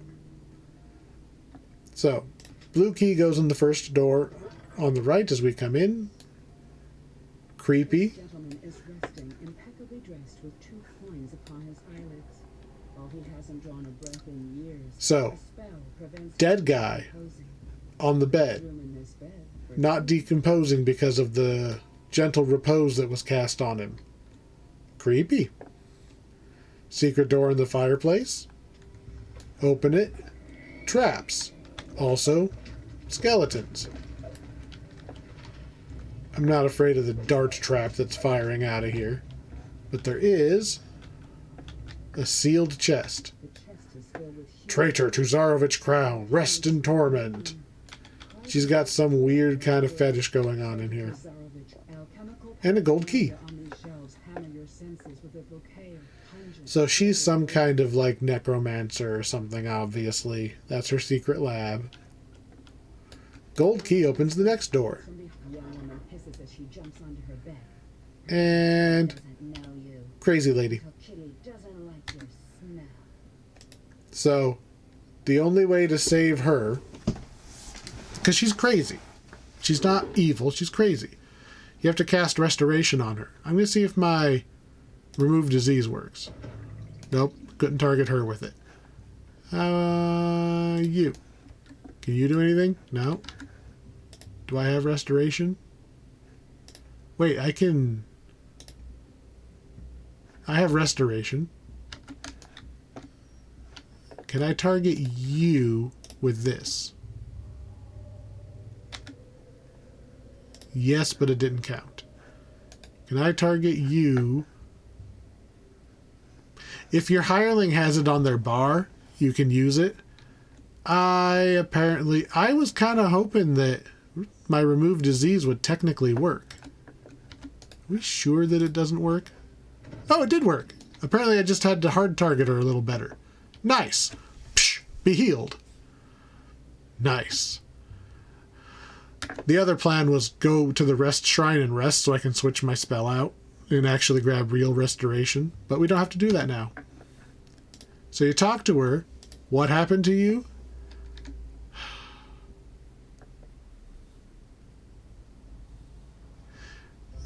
Victor, she was arranged to marry the son of the Baron. The son didn't want it. The evidence is plain as day. So he cast a crazy spell on her so he wouldn't have to marry her. So she's been locked up in here being crazy for a while. So we have saved her. She tells us some of the things that her mom's been doing. We can't get in the back door until the end of the quest. So we have definitely we've definitely found enough incriminating evidence that Lady Watcher's a bad guy. As if that wasn't going to be really obvious. When we go talk to her manservant in the basement that looks suspiciously recently dug out.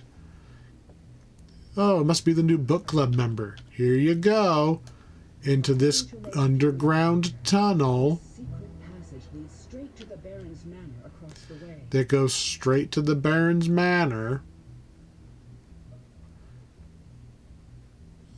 That's not suspicious in the slightest. We're just going to go ahead and run straight through. Star puzzles, you just hit every button in a circle and it solves them. Just remember to tell your hireling to hold still. This must be the dungeon under the Baron's manor. The hirelings can mess those up. A couple of prisoners. So we're going to go up the stairs.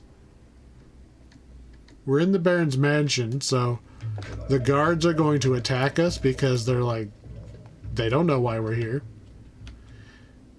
If you're just going to want to finish the quest, you just hug straight left, The Baron's manor. talk to Izek.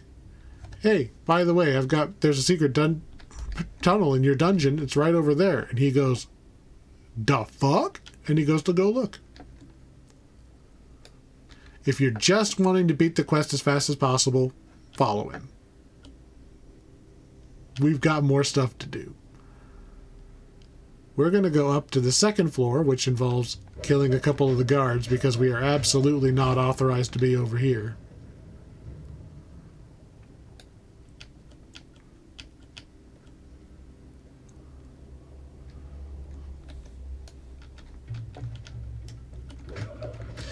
And we want a key, which... Oh, hello, silver key. Yoink. I want to say the red key's the one I want first, though.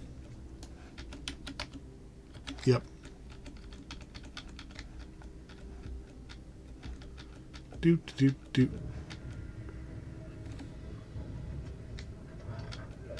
Red key? Get out of my way, guard. Actually, tell me where the red key is. Give me the red key and I'll let you live. So, this is one of the optionals here. The perfectly normal mirror.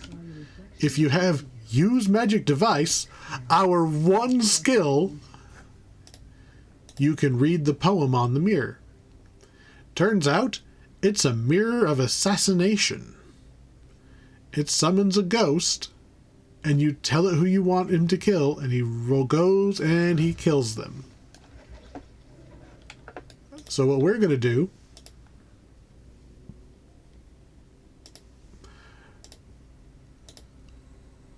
we're going to say, kill the last person who told you to kill someone before I did. He goes and kills the Baron's wife. She's been using this to kill people. Woman screams. And then the scream is cut short. Oops. Accidentally murdered the guy's wife. Hello, Iron Key. You are also not a red key. Oh, hello, red key.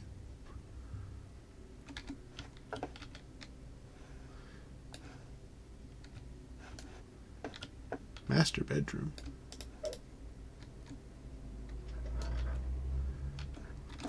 Alright, now that I've got the red key, which is what I was looking for first.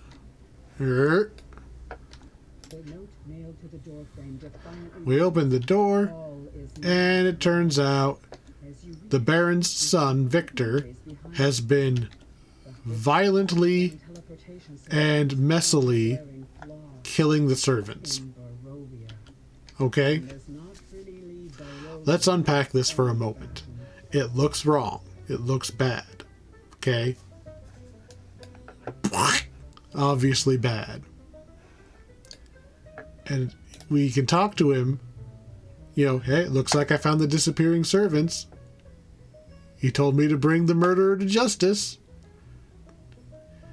Did you volunteer everybody? And he's like, and he's just like, yeah, whatever. You know, he's very nonchalant about it.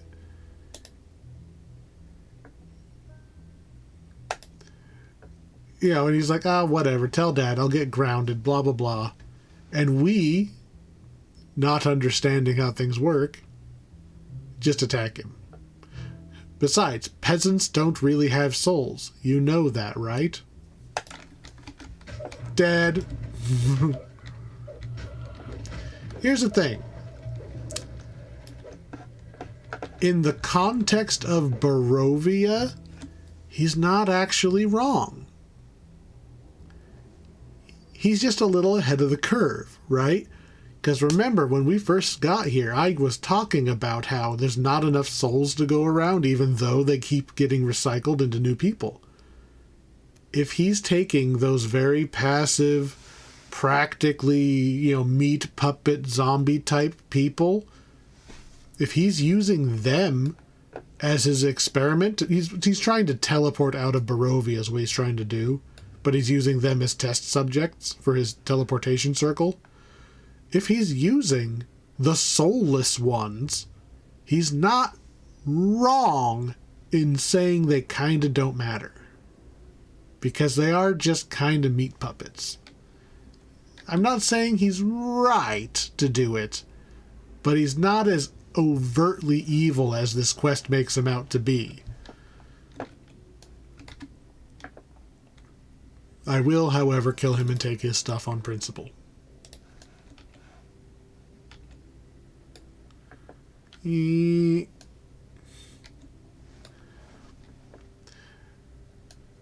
So, yeah, obviously his spell is failing. Part of the reason his spell is failing might be because he's using... Well, part of the reason his spell is failing is because you're not allowed to. You're not allowed to teleport out. The little deity things that are truly in charge of the domains of dread are not going to let you out easy unless they want you to be out. Oh no! The lady of the house has been randomly murdered by a ghost. However did that happen?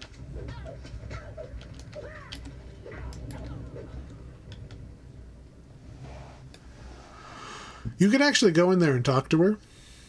You know, before you kill her. Alright, so here's...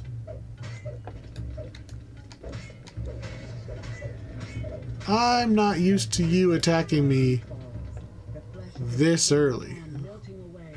Whatever.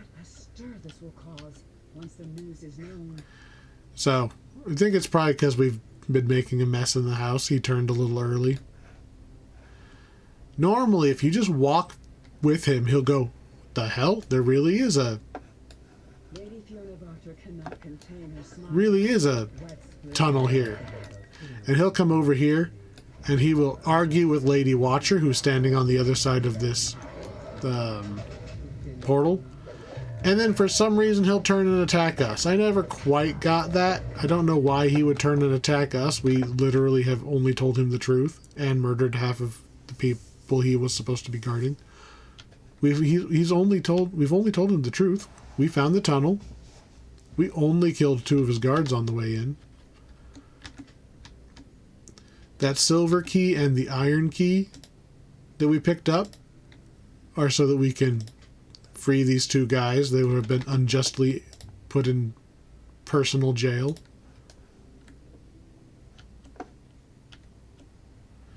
You don't get anything for it. I just like that you can. You can also pick the lock if you have lockpicks.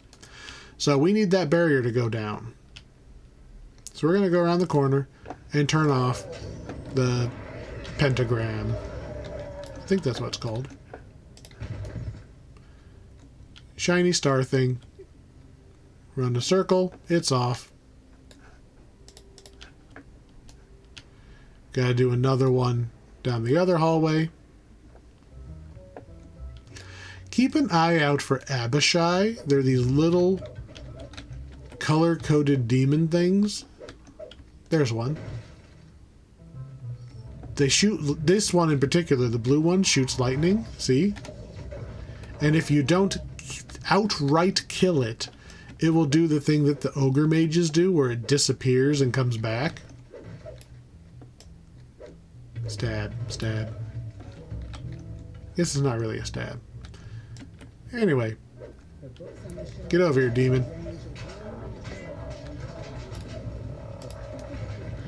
Step on each one once again.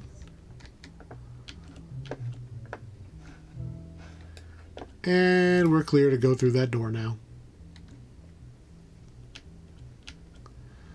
This is a very short quest if all you do is, you know, you talk to the Baron and the lady, immediately go downstairs, talk to Eirik, immediately come back. But there's a lot of cool optional stuff. I like completing this quest when I have the appropriate skills, because you do need... careful not to fall down the hole. It's just kind of an annoying walk back up. You do need use magic device, and you need a way of casting restoration. Do you need anything else? You need to be able to see the secret door in the bedroom. So yeah, there's a couple of requirements, but most of them are fairly low. So I usually full clear it. So all of these guys are angry now because we were supposed to be killing the Baron. We're gonna go purposely dig around in the back rooms because we're looking for another key. The last key that'll actually get us in to fight Lady Watcher. Oh, there it is. Jeweled key. Fine, we'll open the door and kill these guys too.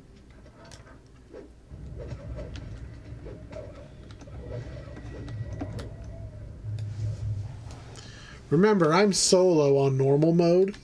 The spawns are way thicker. There's way more enemies per room when you're playing on higher difficulties and with more people. All of the cooks, turns out all of them are tieflings or other demon touched. We're going to go up the stairs into that back room that we saw before. First, we're going to clear out the bathroom, just in case we want to rest.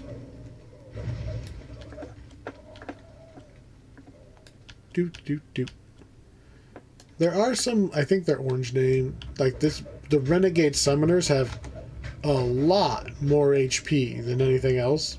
I don't know why.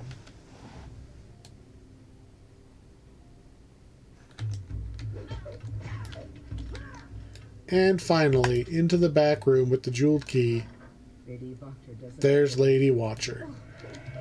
So she attacks us, and there is the guy that we talked to at the very beginning of the quest who told us that he would betray her for us. Green key and chest. If you do not talk to him at the beginning of the quest, he fights you because he has not made a deal with you. If you talk to him, he fights with you. And Now that we have the green key.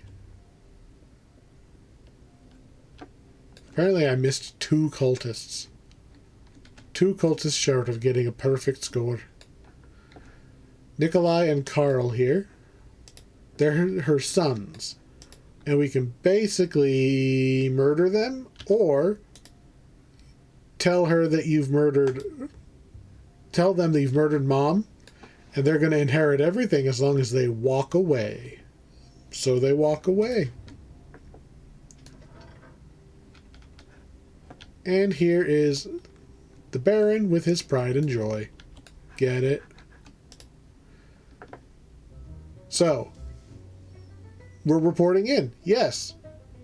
I found all of the evidence. I killed her.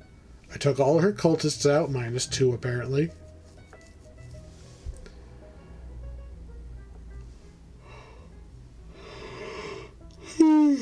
Also, I murdered your wife and your son. They dead now. So, we can either give him a head start and let him go, or we can curse Splat and kill him. He very much deserves to die. The lady and the baron lie undone by one another's schemes, and rightly so. And we get another chest. An easy sense of doubt creeps over you. What monster or lunatic will come forth to rule Balaki now? So, yeah, technically we kind of sort of have... I'm not going to recall, I can just walk out. We've kind of killed all of the leadership of this town. So, you could legitimately be a little concerned for the villagers.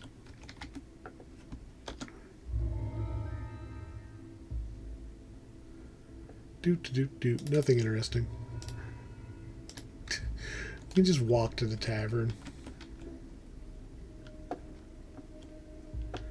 It's literally right here. Alright. Now for the big one. Casimir is gonna lead us to the Amber Temple. This one is maybe... It's on par, maybe even more complicated than Castle Ravenloft. So he's a Dusk Elf. And he's sad because his sister is dead, and it was his fault. The Dusk Elves, they refused, I think. I might be getting the details backwards. I think the Dusk Elves either served Strahd. I think they refused to serve Strahd. Or they betrayed him in some manner. And Casimir killed all of them. And he's feeling bad about that. Like, he even killed his sister. Casimir. This is the Amber Temple. It is. Do we have a map? Ooh. This is where you get to meet tiny little remnants of dead gods. He wants us to find a specific one for him that's going to give him the power to revive his sister and alleviate his guilt for having killed all of them for betraying Strahd, or for not serving Strahd. I forget which way. We read his notes. We get the word Yantar. We are basically on the hunt for passwords that are going to get us into the center of this temple. We need all the passwords. A couple of barbarians here. So, these big golden doors only open if you have the right password. The map will actually tell you which tier of password you need. Yantar opens both of these. And it will. Now, this first hallway here, you're going to run in, and there's going to be little flame skulls that shoot fireballs and other fiery things at you. Flame skulls start out stealthed, so you're not going to see them right away. Most of this quest is it's actually kind of like Argynvostholt, the Revenant quest. There's an upper left, a lower left, an upper right, and a lower right. Is the basic way to think about it. There's no way this is going to let me in. Nope. Need another password. So what we need to do is find the password. Here's Rahadin. He does not fight us. He is actually here praying to the dark gods that they release Strahd from his curse. Remember, this module, the book was called The Curse of Strahd. It doesn't mean Strahd curses you. It means Strahd is the cursed one. There you are, stupid flame skull. Strahd is the cursed one. He can't leave. He's basically he's all powerful except that he can't actually have the things he really wants. They keep getting yoinked away from him.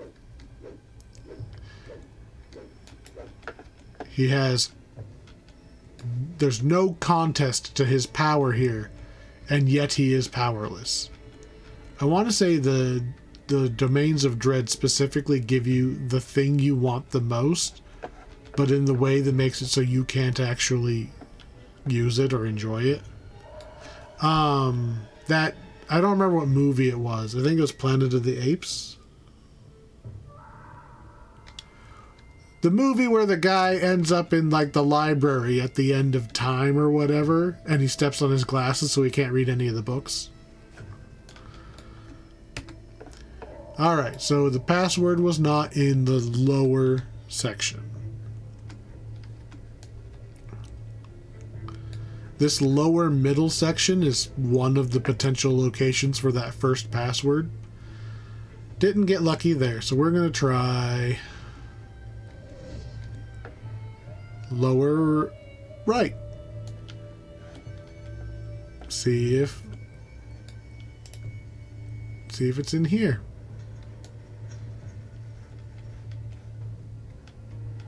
Nothing?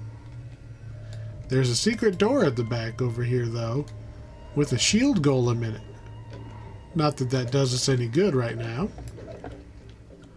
This glowy orange thingy is a portal, though. You step in it, it sends you somewhere else, which you also need to be able to see the secret door to get out. We are on the opposite side of the dungeon. Oh! And we have found our first password. This door does not budge. Ooh, so we were required. Which password is this? Oh, interesting. That's password 4. We skipped straight to password 4. This door does not budge. Like, we still can't open that door. I don't know if I've ever gone straight from... We still haven't found the first one. I mean, you start with the first one. We still haven't found 2. We don't have 2, we don't have 3, but we found 4. Fascinating. Alright, well, the passwords are not going to be places where you have to have... Like, you have to be able to find the secret door to get through. They've kind of moved away from requiring you to have a certain skill. But if you have the skills, we just saved ourselves having to look for the 4th one. Can we open this door? Nope. You must need some other password to Can we open this door? Nope. You must need some other password to open it. Let's try bottom left.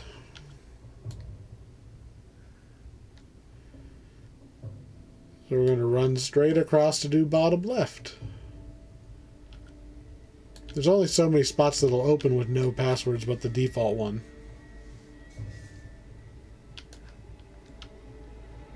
Will you open?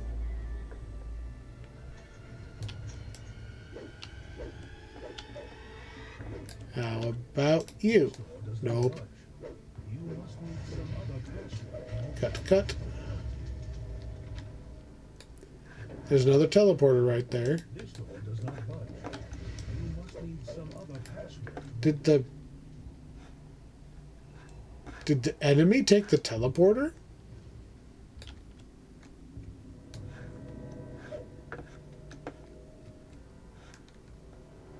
Weird. Apparently it did. Didn't know they could do that. Anyway, the floor crumbles in this room, so I'm going to jump. Yeah, see? Floor crumbled. So that teleporter basically takes you straight up, is what it does. You know what? Go away. Takes you straight up. So we're still on the left side of the dungeon. We're just on the upper side now. Oh, I was going to point out this is a potential spawn location, but this is where it was. This little pedestal around the corner after going up that teleporter. We now have password 1, 2, and 4. We're missing password number 3. Technically, I think we could run to the end of the quest right now. Oh, this is not the direction I thought we were going. You need... Technically, you just need to get into the inner library, and there's a secret doorway you can get into it. Which I think you only need the first... It might be 1, 2, and 3 to be able to do it.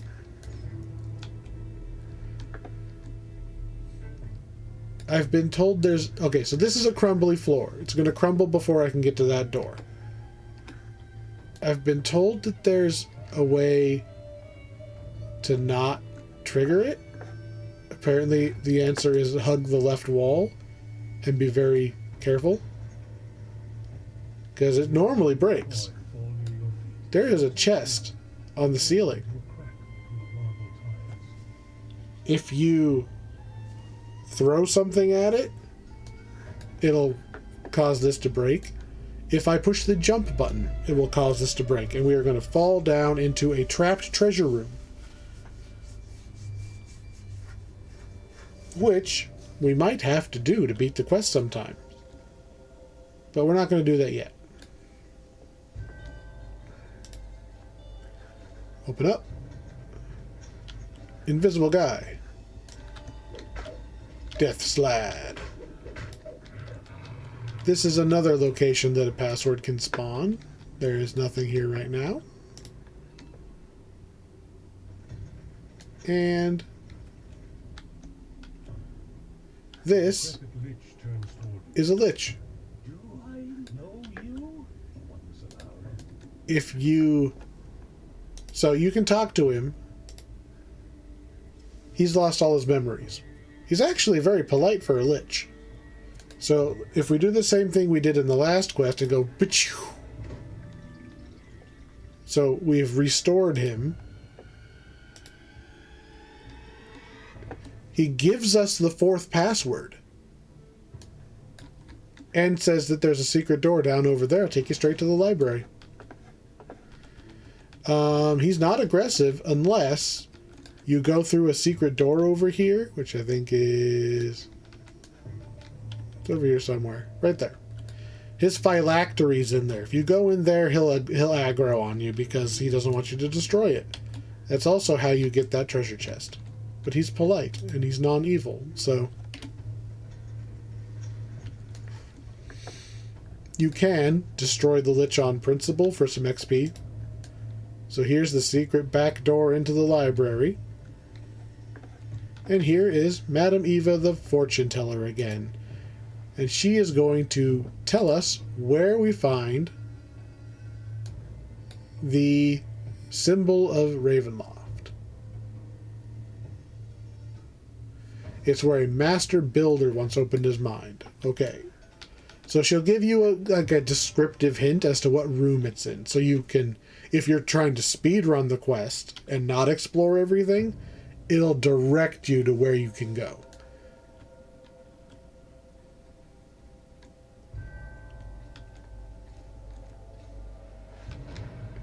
Secret door in the back. And there's also this. So these sarcophagi, when you talk to them, it raises this little meter. Every one of them is 5.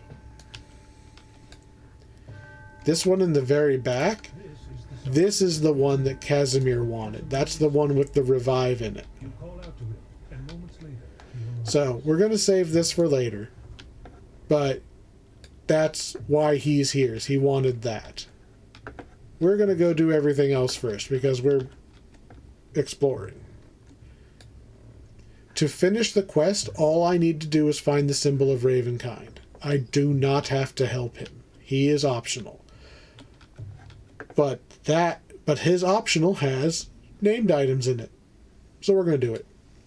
What we really need is that third password, and then we can just full clear everything really fast. Let's see if it's down here. We're going to throw something at that chest.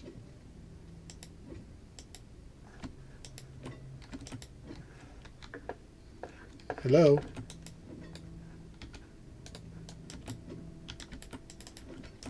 This is supposed to be... You're supposed to be breaking, floor.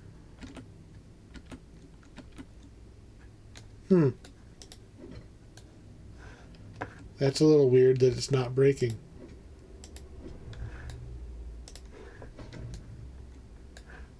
Well... Oh, maybe if I bring 2 people... Double the weight? Weird. That's supposed to break. Maybe it's because this one out here is not broken. I don't know. Anyway, we're going to go to the top right because we haven't been to top right yet.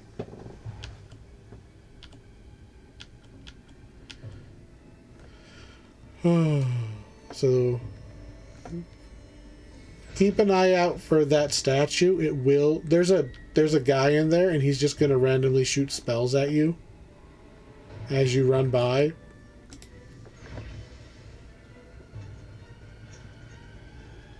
So, this is another crumbly floor room, which we're going to come back to because I do want to fall down there. First, we're going to go watch out for that golem.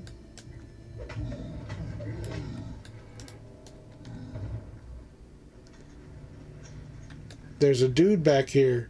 He's not aggressive unless you get too close. And then you take him out and pick up this odd necklace. This is another potential location for a password to spawn.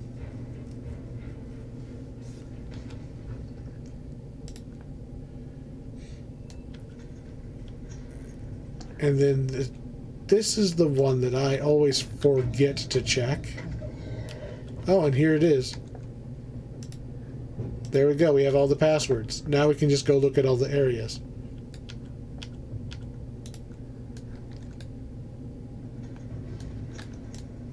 So, we have all the passwords. I'm going to still point out places that I've seen the password before.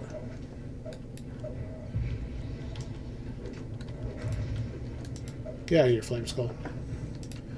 So, these sarcophagus, the ones that aren't empty, they have some kind of demonic entity, like just a sliver of the remains of their essence, and they will give you boons.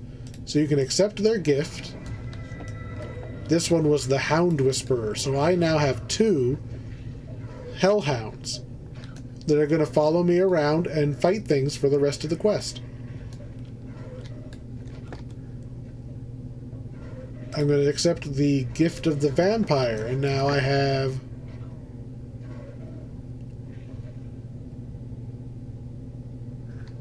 I don't know what it does. They all give you a buff. This one's empty. And every time I click on one, that meter goes up. We want to get the meter to 100 because that's how we trigger the true end of the quest and get our special reward. So we need to go through every single door to get all of the sarcophagus. So there were 3 past where we got that last password. There's another 3 right below this room, and if you don't have the password, you can just go down the crumbly and land in the room with them. So you can get these ones pretty early on. This requires no passwords to get into this room, and there's a lever that you can pull to get out without having the password. Every time I take a gift, it spawns this little, like, embodiment of, like, my hatred or my paranoia or whatever. So just keep in mind, it is going to spawn a little thing that you're going to have to fight every time.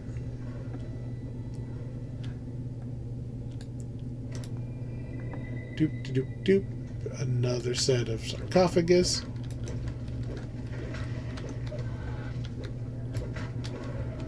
I'll take that. I'll take that. I'll take that. Supposedly this is why Strahd is so powerful, is he also made pacts with all of those evil entity things.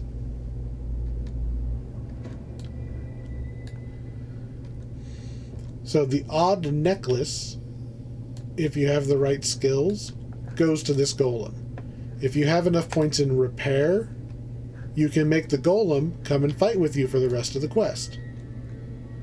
I don't have enough repair. We're actually just going to use the teleporter because it's faster. We are now on the left. We're done with the right side. So we use the teleporter to shortcut us over to the left side. So we can go clear out the rest of left side.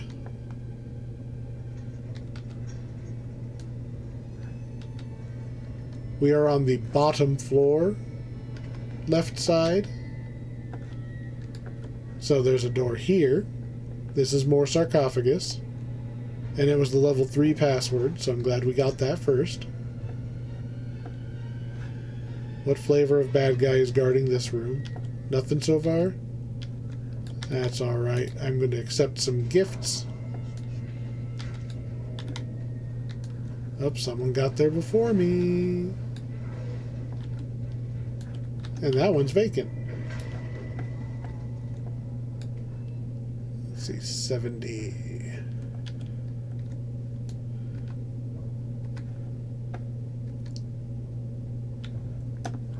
More guests. So, level 2 password to open up this door, and have even more of these.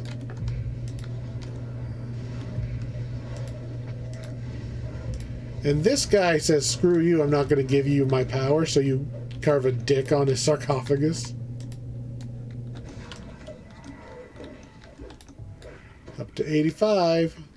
Only one more room of them left.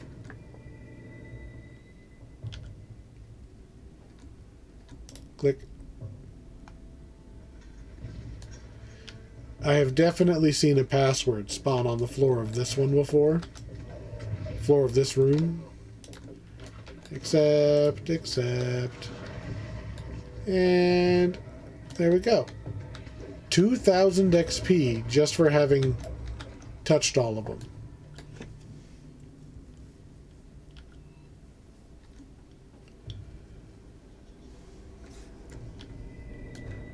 Alright, I'm going to show off a couple of things before we finish this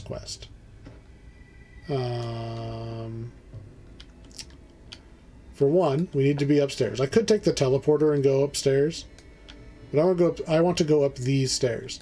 You see the big burn spots on the stairs? Those are the spots where he's going to launch spells. So if you don't step on them, he will not send the sunbolt, I think, at you, which blinds you. Also, there's supposed to be like some optional werewolves or something that attack. But I guess only if you hang around in the middle room long enough. They come from that room, though, so you can either meet them there or fight them in the middle room. So there's only the one door up here that we haven't opened, because we teleported up through here. And I'm pretty sure, yeah, this is where we would have been from the teleporter. That's back to the main room. This is the last room we haven't opened. Needed the level 3 password, which was the last password we got. And here is a big model of Castle Ravenloft. This is what Madame Eva was referring to when she said, like, the engineer's room to think. She means the room where the guy built the model. There's the holy symbol. There's our XP. Surely it will be useful for the struggle against Strahd.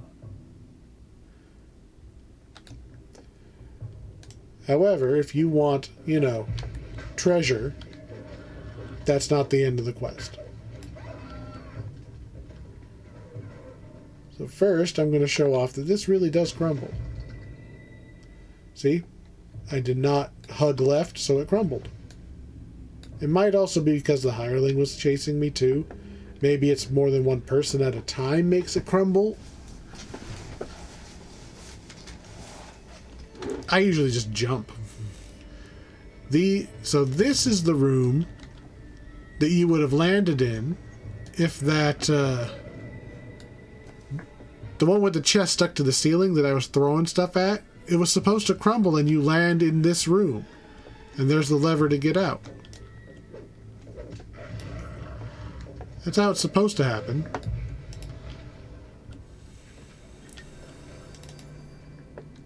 I don't know why it didn't.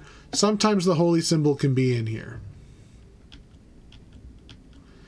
There's a similar treasure room on the other side.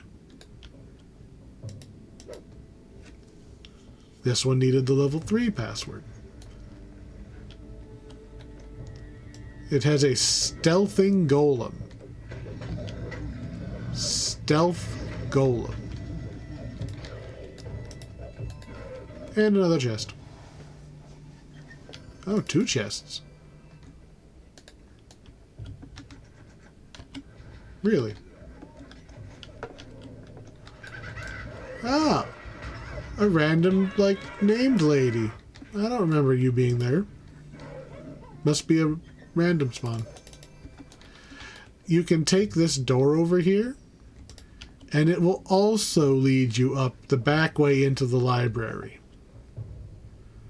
So we found 2 back ways into the library. What's the real way into the library? Well, you just go straight down the middle. You just need all 4 passwords. 1, 2, 3, 4. In a straight line, they'll take you right in. We're going to detour for a second. Climb this ladder. An enraged scream, mingled with the howling of wolves, echoes from near the entrance to the temple. So there's the werewolves I said spawn.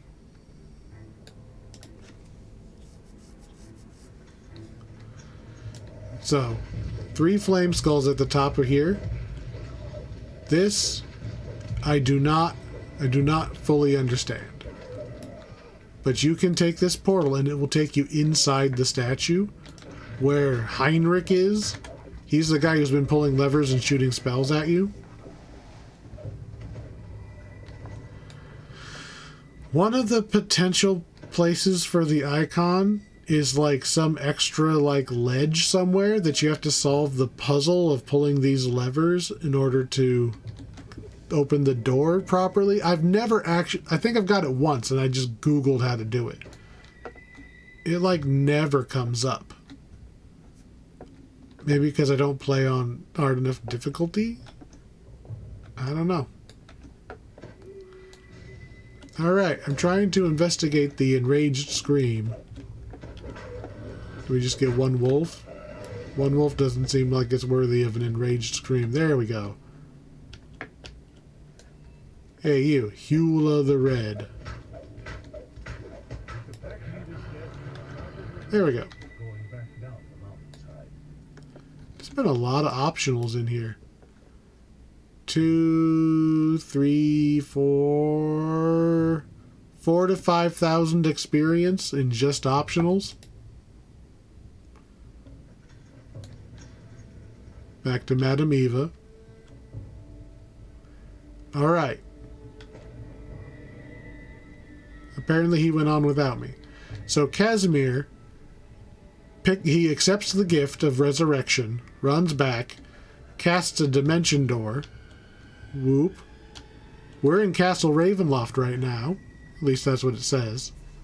And when we talk to him, well, we just have to kind of be near him to make this cutscene play. He resurrects his sister. And they go. And then, you know, we skedaddle back through the dimension door.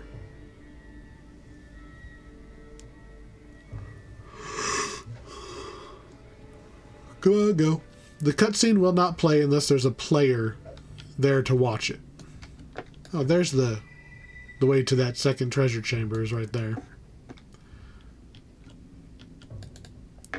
So now we talk to her. We give her the password to the library, which she uses in order to find a wish scroll.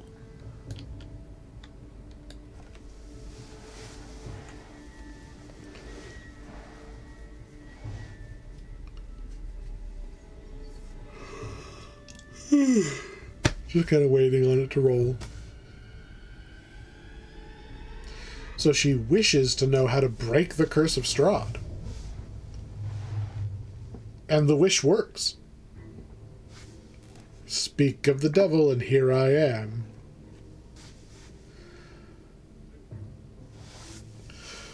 So it turns out she's not quite as nice as Casimir remembers. She casts hold on him and says, "Hey, Strahd, marry me, and I'll tell you how to break your curse." Like, that's a special kind of gold digger who betrays her brother who just resurrected her.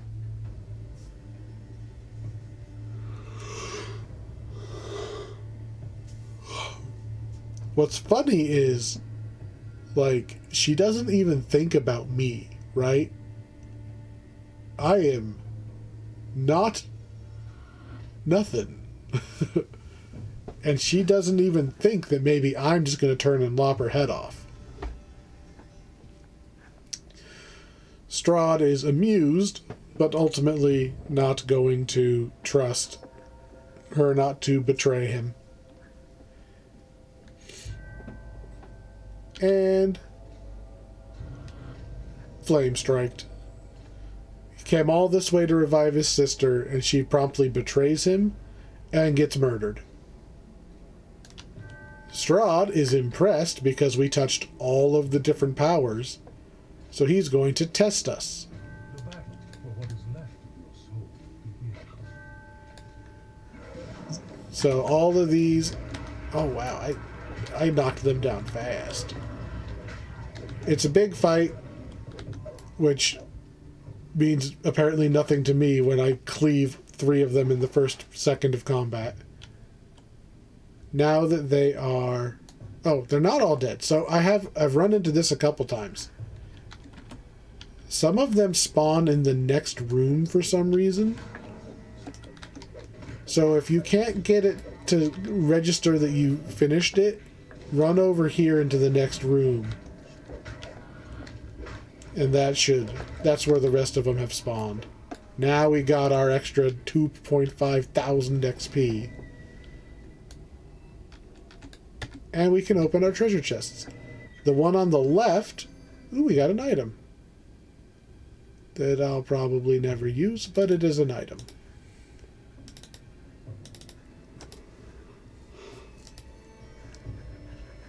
That's our quest completion chest. This chest is for getting all the sarcophagus and finishing that fight. And it had nothing in it. Oof. Long quest. And so they really build up Strahd in this chain, or in this quest pack. Most of the time you don't see the raid boss until the very end, like Queen Lilat from the Demon Sands. You don't see her. You get to the very last quest and you beat her up. And then you beat her up again in the raid. She doesn't show up anywhere. You don't get to see her evil. Strahd, on the other hand, there's notes about him everywhere. You get to talk to him in the Invitation to Dinner quest. You see him here being a dick. You get to do more with him. Feels a little more earned when you are, counter-dicking and being mean to him.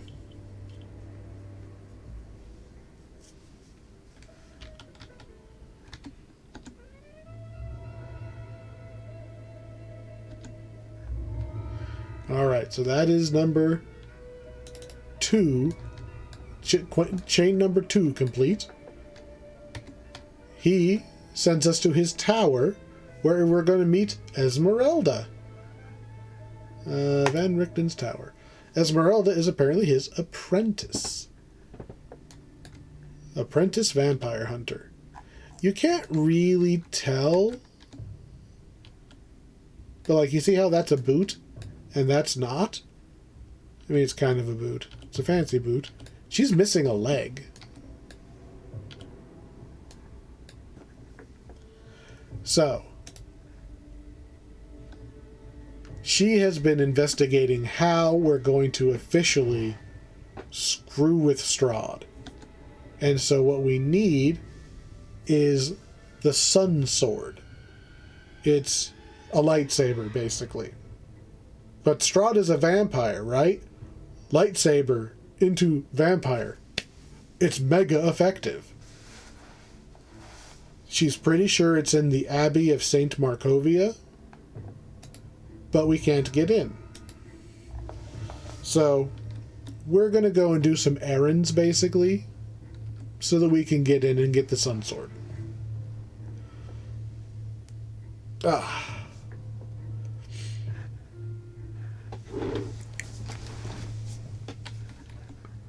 Number 1. We're going to the Wizard of Wines, which is probably a real winery somewhere. Basically, the Abbey likes wine, so we're going to the winery. I came here to get some wine. Turns out the druids have shown up and started messing with the wine. So this guy is afraid that his daughter is stuck inside because she wouldn't give up the family winery. Turns out she's literally one step inside. You immediately spot a lone figure crouched near the entrance. So she says, okay, the druids are poisoning the wine because they're being dicks.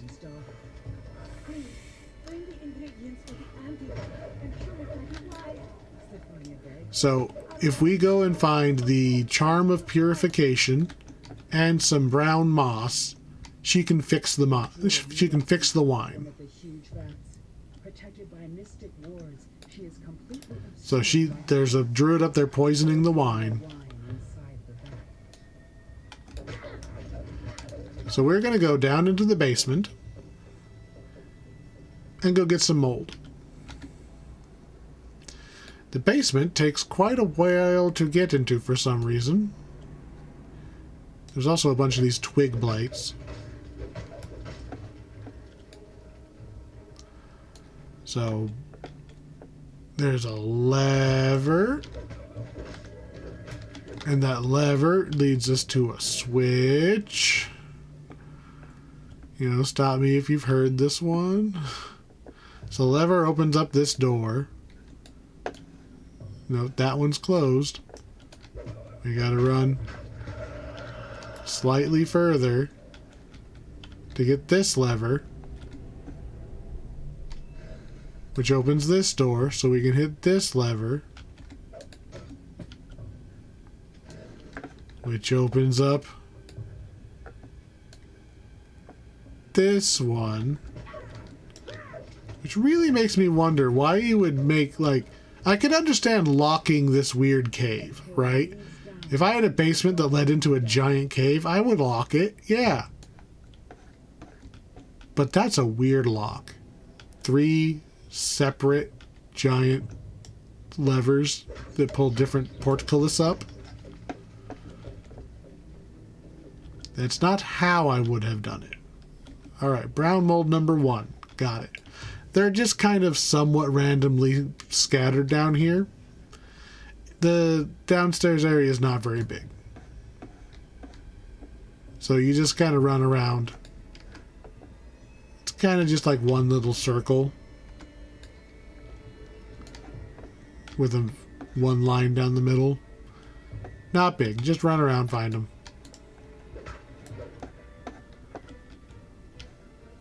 There we go. There's mold number 3.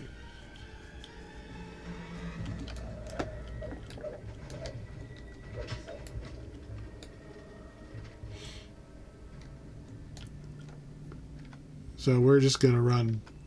Unfortunately, we're going to run. Oh, I kind of want to test something.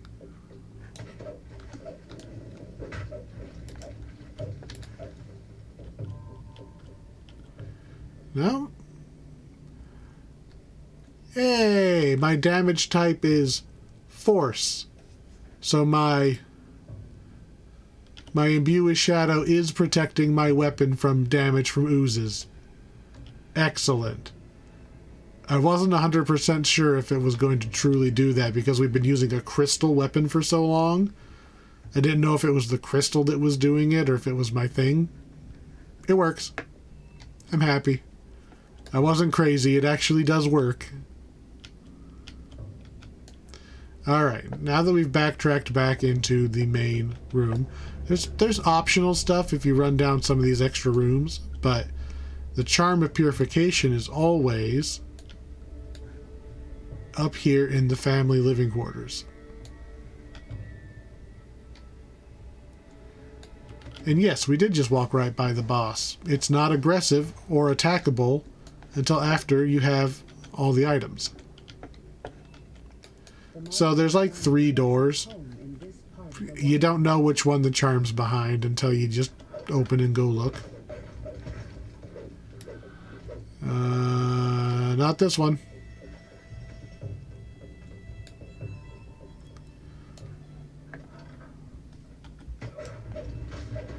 How about this one? Nope.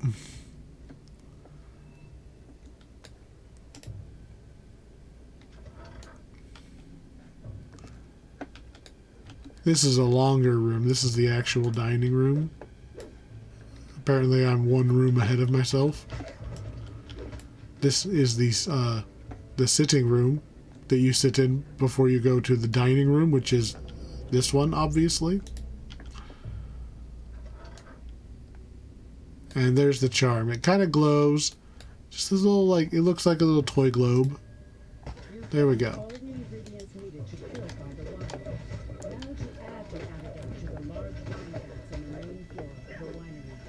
Alright.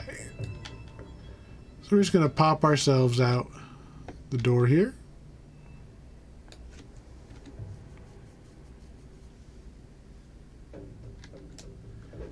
This is not where I intended to go. I want the door on the other side of the family quarters.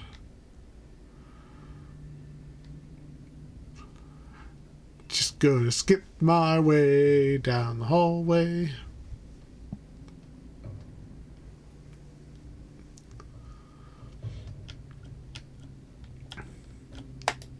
back to the vat room, the way we came. Now, because we have everything we need, the boss is active and we can fight it. She is going to summon waves of druids and thorn blights and stuff that are all going to attack us even though she's dead. So let's see how fast we can loot the chest. Yep, here they come. Bonk, bonk, bonk.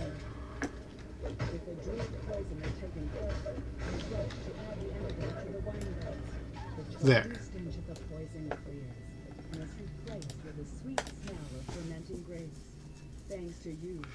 So, this is the last of the wine because the winery was magic. And the magic was stolen, which is sad. Definitely going to recall because no way am I walking. No way.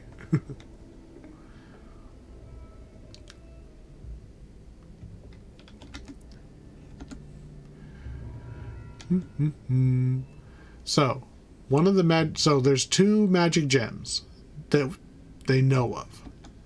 One of them was stolen by the druids. The druids we just fought. They're over at Yester Hill.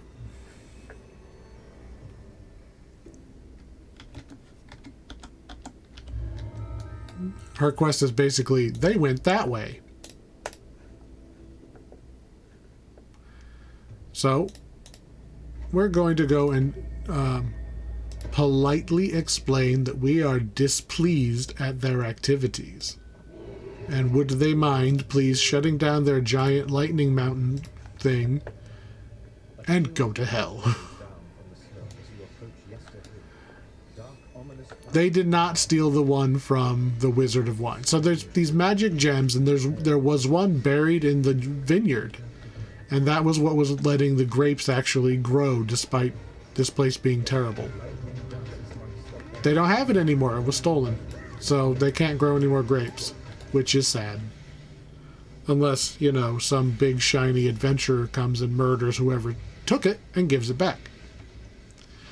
The druids didn't take it. They have a different one. We're going to take it. You can't get through the lightning. You have to go around. So we're literally going to run all, like, halfway around this to the back door. And then by killing everybody there, it's going to disrupt it enough that we can go inside. Just a couple waves of bad guys as we go. Oh no! The werewolves are in on it. I'm honestly not sure why they attacked us. Probably because they're like, hey, there's 3 of us and only 2 of them. Meat! Bad decision. So, when you take that guy out, you can move up into the middle, and we're going to do it again. We're just going to run around, killing everything as we go, until we can go up another ring.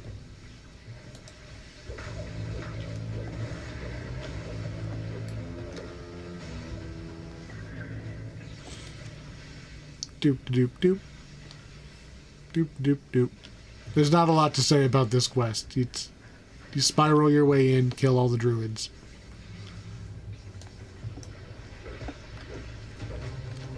They do give you a variety of things to fight, though. It's not purely, here's nothing but druids. Like, they've done some werewolves, some blights, some more blights. Feels like I'm mowing the lawn.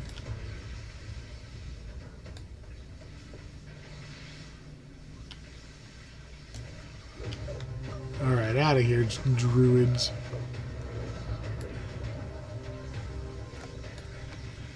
Have we made it around the circle yet?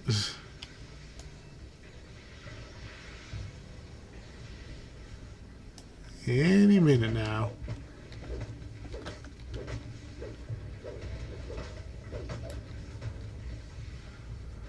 Is it the next one? Whenever you see the druid schemer, that's usually a good sign that this is the one that's going to go down. Boop. Now, cast your buffs before you run into the middle of this rock thing. Because you're going to be fighting a lot of druids out in a row, and they're going to pop up a force field behind you, so just be aware. They cast a lot of fire spells, they cast a lot of electric spells.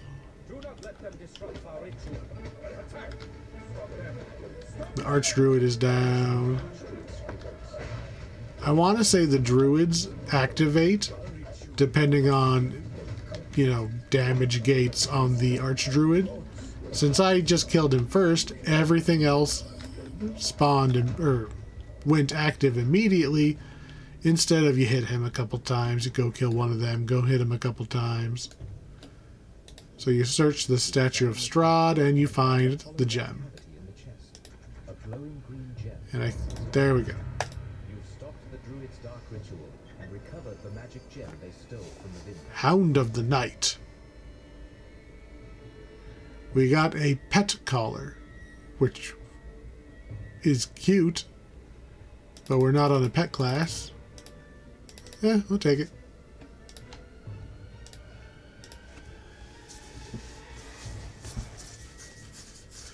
So we've got one of the gems.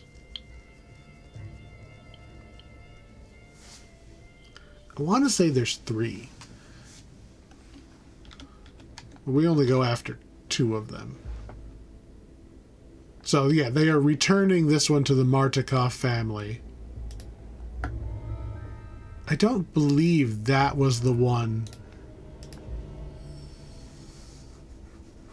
Maybe I've got it wrong, because you fight the druids there, you beat the druids up here. But I don't believe the druid stole the one from... I'm probably just wrong. Misremembering, or getting it confused. So, second gem is in the ruined village of Berez.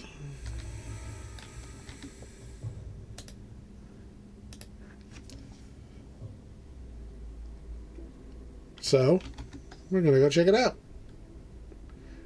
Oh, you know, oopsie, turns out Baba Lysaga lives in the ruins of Berez and has captured all of the Keepers of the Feather that have gone to try to scout. So we're coming here with Muriel, and we're going to try to go and rescue them. And get the gem that Baba Lysaga has. I guess it does make sense that this wasn't the one that got stolen. Baba Lysaga has had one herself all along. Alright. So, you'll notice it's kind of hard to see. You need to beat up the scarecrows in order to move the mist a little further out. Not any kind of timing involved, just, you know, it's a fancy way of saying you must kill all these enemies before the door opens. With the magic of the ward gone, the nearby mists part. Faint calling can be heard in the distance, a piece of parchment. So, Svalich Howlers are basically Thrackhounds. So, as usual, be prepared for them to try to cast death spells on you. Journal pages if you want more lore. But I'm looking for... Apparently I didn't get far enough. A raven. There we go. We found one of the ravens. The freed raven flies off. The ward's magic fades, allowing you. So every time we make progress, it's going to say, oh, the ward fades. It just, you have to do the thing. So, hug a little bit left. And we can move towards the next birdie.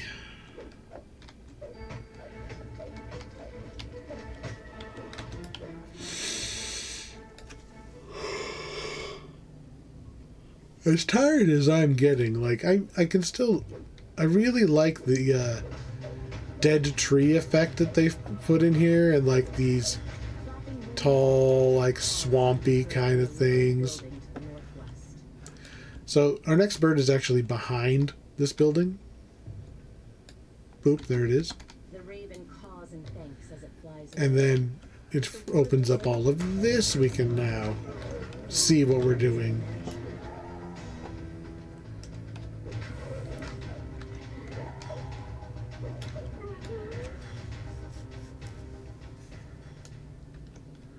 Little bit further. We need to take out a lot of scarecrows here. Like it even says, to defeat groups of scarecrows, 2 left. You have to go kill all the scarecrows. Not just that many scarecrows, but the scarecrows that have spawned all over the place. There's basically one spawn up here by this ruin. There's also a ghost in there that I don't actually know how to do his side quest. I've tried. He just wants you to like find a note somewhere, I think. I don't know, I tried and then I never tried again. Come on. Where are you at, Scarecrow? There you are. And it still says a group is left, so we must not have got all of them.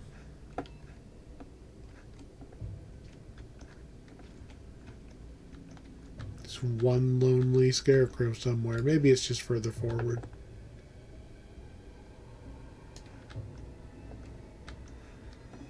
Or hopefully it comes to me.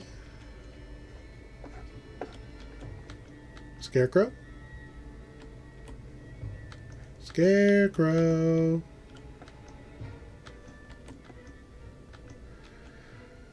This is the downside to locking your quest progression so that you have to kill all the enemies. There you are. Frantic cawing can be heard from a large clearing past the ruins of the mansion. Now we can move forward. There's actually a named scarecrow right up here that we're going to beat up. Yeah, I'm talking about you, baleful. Get it? Like a bale of hay. The ward is dispelled and the nearby mists subside. You can now make out a large area of open swampland to the southwest. Alright, we've officially made it to the swamp. Loud caws can be heard from both the southwest and the south. There's 2 more birds out here. One of them is just like right here immediately to the left, and the other one is literally on the other side of the swamp. A raven calls loudly, as if it's trying to get your attention. Several scarecrows grow Boop, boop, boop, boop. Each drops a small key, giving access So you kill all the dudes, you can get the to key, a raven flies and you let the raven out. far off in the distance. One of the wards protecting Babalasaga's hut fades. So, for video game reasons, she was using the ravens as like the wards to stop people from getting in, but it's really just there so that the players go and get the birds before going into the hut. We all know this.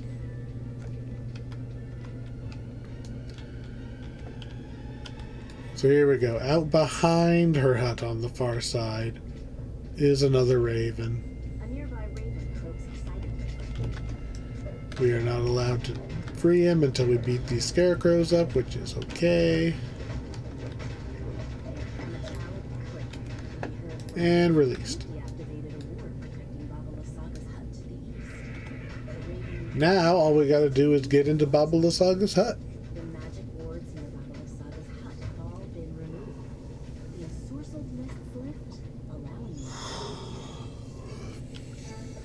I don't really care about fighting any of the dretches out here because they're going to cease to exist as soon as I step inside.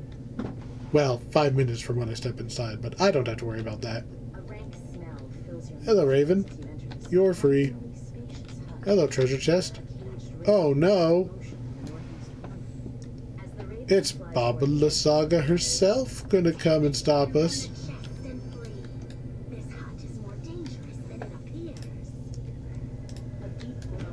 Let's see how long until she gives up. And she's out. I do like she's attacking with animated brooms, like Sorcerer's Apprentice style. Alright. This is the chest I opened already. That's where the gem was. That's what let us actually get credit for finishing the quest.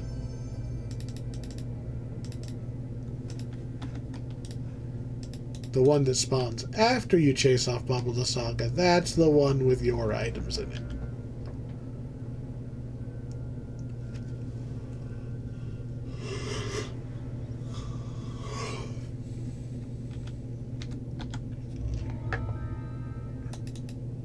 Alright. One quest left. It is super late because we're doing 12 quests in one sitting, but I don't care. I don't care. We've only got one left.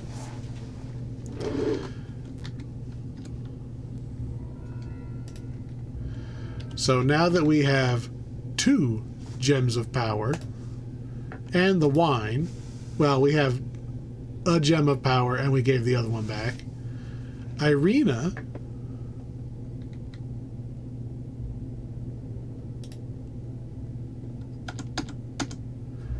she's the one that we talked to in the very first tavern. She's the daughter of the other burgomaster. She is applying for sanctuary from the Abbey. It's one of the potential storylines. Because Strahd is smitten with her and is very stalker. Very much stalker. Why, hello. Tell me my fortune. You've only ever been helpful. So she's going to basically tell us where the Sun Sword is. The light is in the bishop's bed. Sleeps among the monks of old. It's in the graveyard. Literally right next to where we start. Boop. Boop. Sun Sword got. Cold Crypt. What does Cold Crypt do? I've never clicked on this one. Open the door. Cool, a lich. Would you like to come down here where I can actually hit you?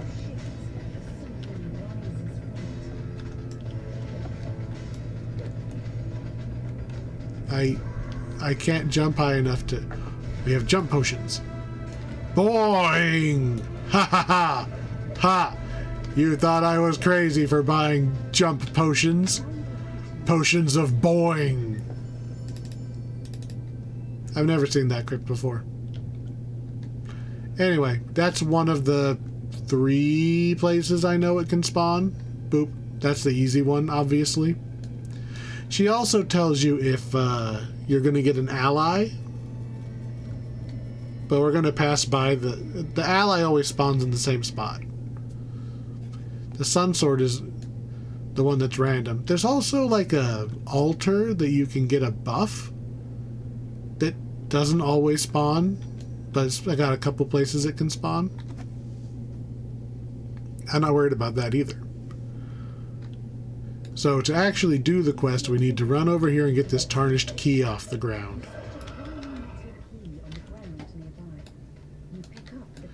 This is another spot that the Sun Sword can spawn. There'll be like a little dirt piece and you dig it up with the nearby shovel.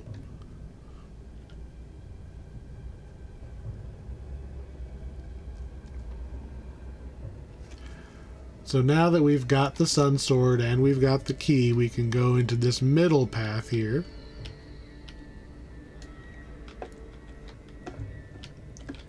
Give the key to Otto. And Otto will unlock the door for us. What a good bellman he is. So this is the abbot. And he says, oh, hey, go look around. Tell me what you think. Okay. So down here is another potential sun sword spawn. There'll be a big cask down here, and you use it and you get the sword.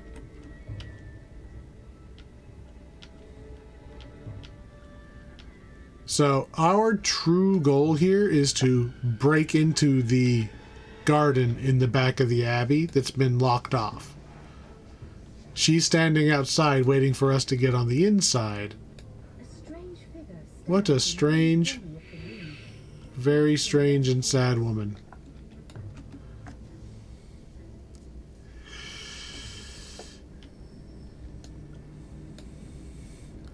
More scarecrows. I don't actually have to fight these because we're only going to cross this little upper path once. Also, there's another one of the mongrel guys just napping on the banister, slacking off. The dust that covers most of this room shows that it is seldom used. Alright. We're going to start seeing things that kind of hint that this Abbey is not quite what it says it is. For one thing, there's a lot more undead in here than I'd be comfortable with in a church. So we hit the lever to open the door. But you can go in here, like that says nursery, an operating room, morgue. You put the morgue next to the nursery.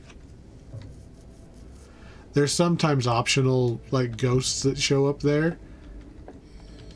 If you have Esmeralda helping you, just randomly, she'll be right here for you to talk to. We apparently didn't get her this time.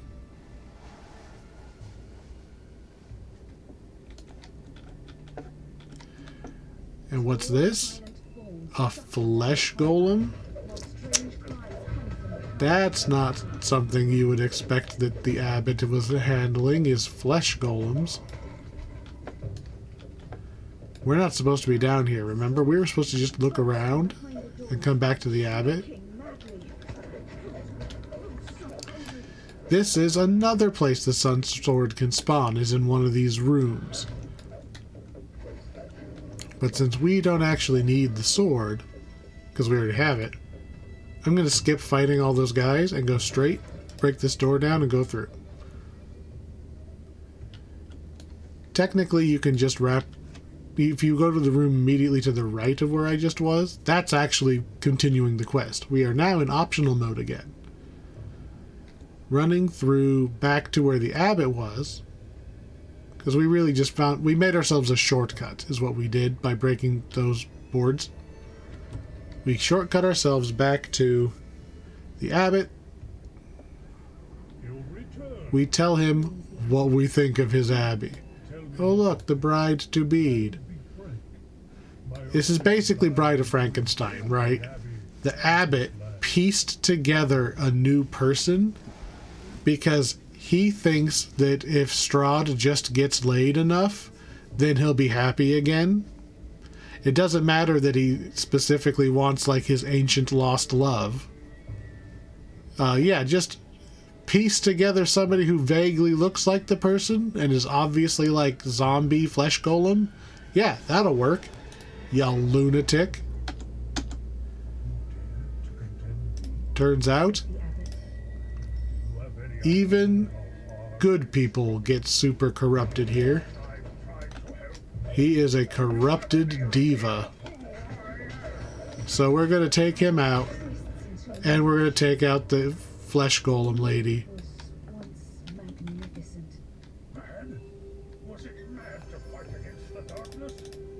And this chest, this optional, the reason I do it, it has a chance at named items. We didn't get any today.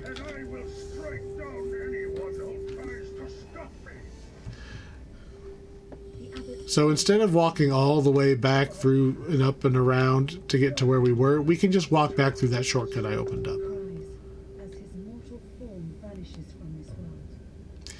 And now we're just going to run to the end of the quest. We have everything we need. So right back through that east wing door that I opened up from the other side.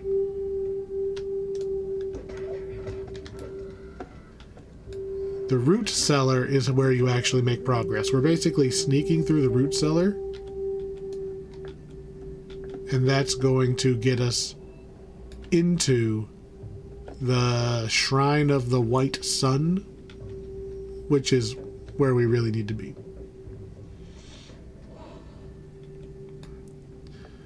Because they know that something happens if you get the Sun Sword and you take it there. Esmeralda's not really sure exactly what happens, but something happens. Oh hey, I found the little shrine. Boom, heightened defense. So, Crest of the Wolf. There's 2 crests. They're very close together because, like, literally the door's here. There's a locked chest back there. Look at this. Crest of the Snake. Step, step. Snake socket. This was not a very big area to look for those. Oh no, zombies! There is a adventurer's pack back there and a lever. I don't know why you'd go over there. There's a giant blade trap. We don't need that lever.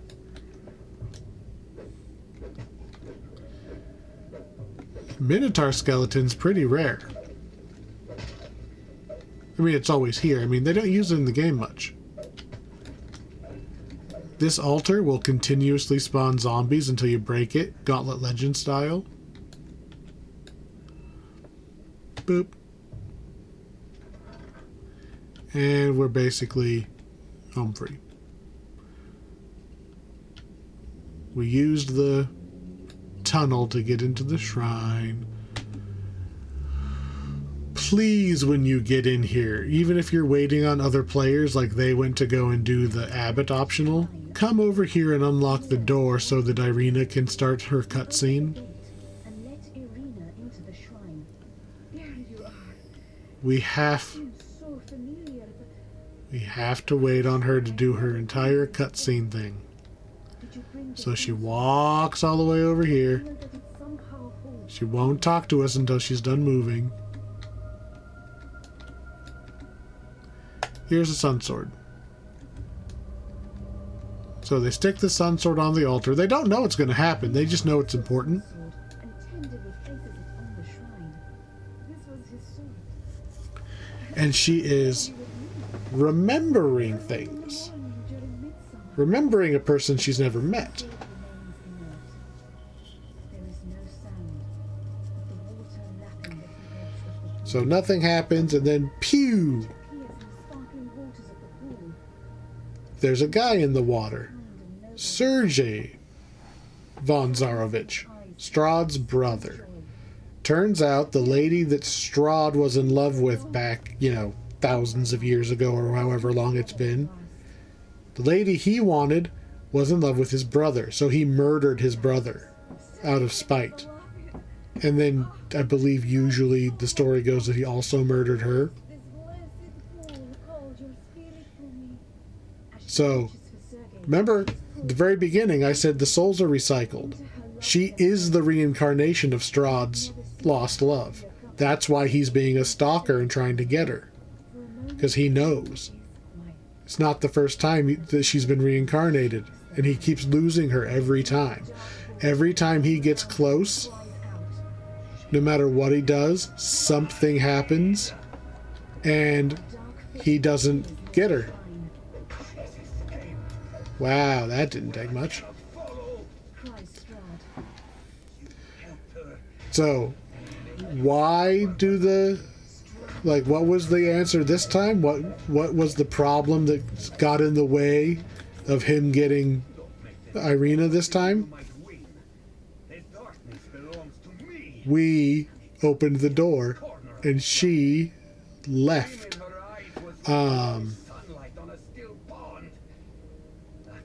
Depending on your interpretation. Because like the ending of the Ravenloft book is open to whatever the players did, and one of the possible options, which I believe is what they did here, is that because you reunited the lovers, their souls actually get out. They move on to the real afterlife, and she is permanently out of his reach now, and he can't follow. So he shows up, he's pissed, he fights us. We stand in this pool because it's a blessed pool, and so it does damage to him and brings his damage reduction threshold way low. And then I two-shot him, apparently.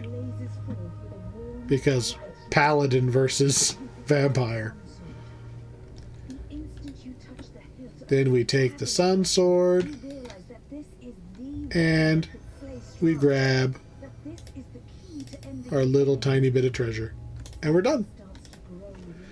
So, we've got the sun sword, we've got the power of hope, we've got the tome of Strahd, we've got the symbol of Ravenkind, we have all of the tools.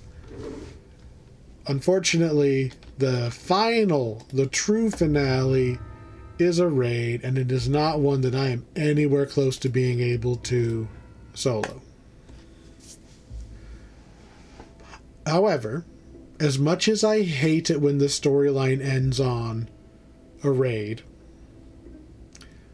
obviously we're just storming Castle Ravenloft and kicking Strahd in his big pointy teeth.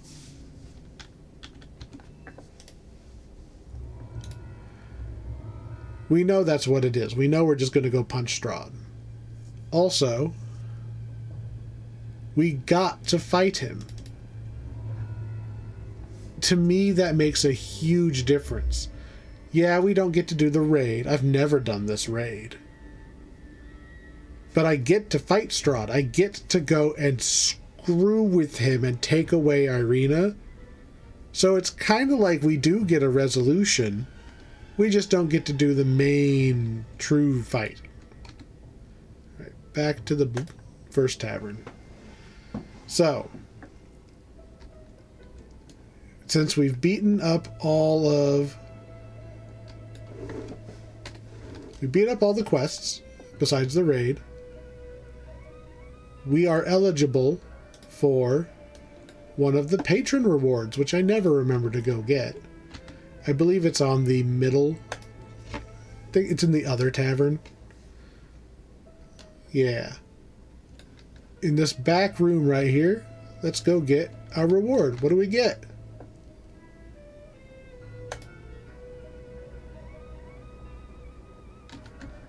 What did we get? We got the Keeper of the Feather Feet. +2 saves versus undead. Okay. Slightly more defensive against undead. Hey, it's passive. I don't have to worry about it. Back to the other tavern. Something I forgot to point out when we first got here. There is a saga.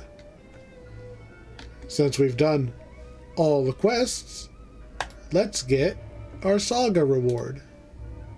Do I want listen +1, 16k XP, or a bunch of tokens? Let's get a big pile of XP.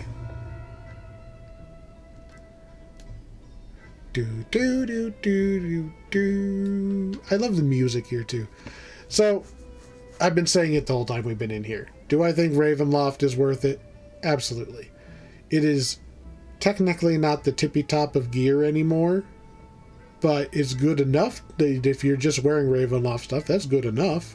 Especially because they are level 32 or something, the quests, by the time you get up to the top.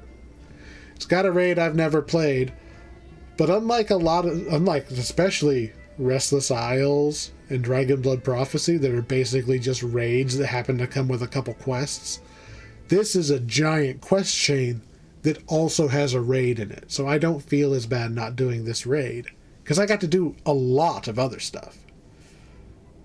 There's a lot of content here. It's all really well done. I like all the theming. Even my least favorite quests out of these 12, I still run them all. Partially because there's a saga for free stuff at the end. But yeah, I really like these ones. You gotta buy it separate, sure, but this goes on deep sale like every Black Friday. I want to say this was the first adventure pack, so it's most likely to go on sale of all of them. This is an easy recommendation from me. Not to mention, they just hand you a +5 flaming holy silver sword. They just hand it to you for free. And you know what they're going to do at level 30? The same thing.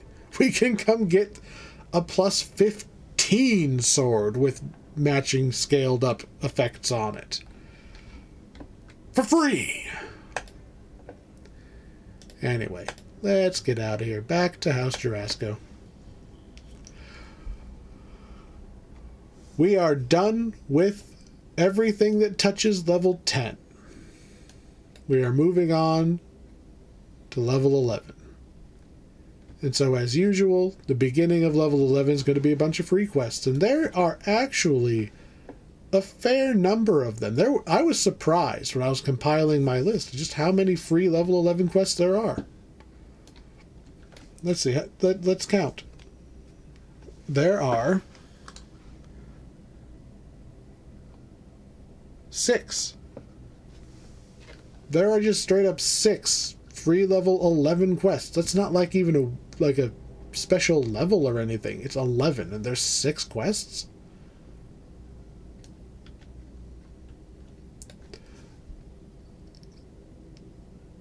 The way I have this set up, so like, you know, I counted Demon Sands as level 10 because I had one level 10 quest.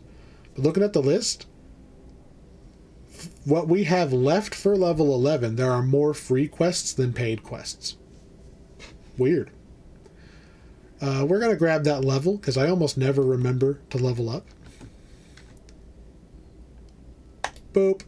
Vance is a paladin. Up to 20 use magic device. Oh, a feat. We're at a feat level. I'm pretty sure it's greater two-handed fighting.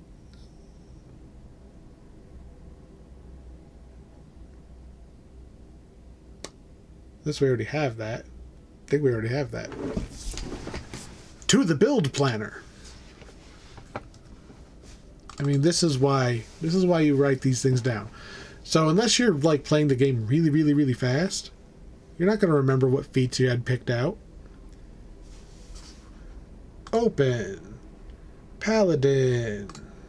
Level 15 is Power Attack.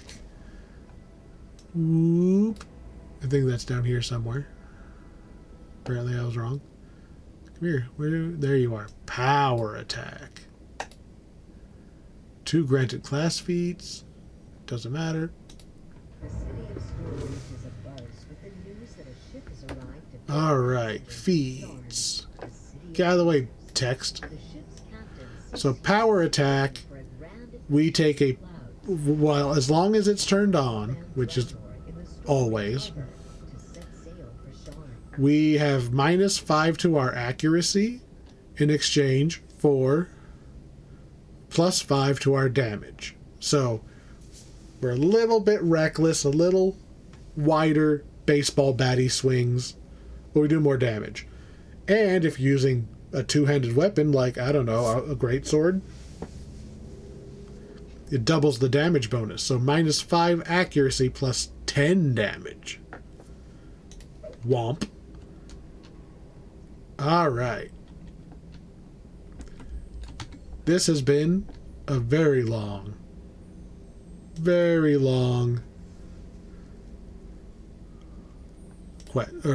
episode, and I'm very tired.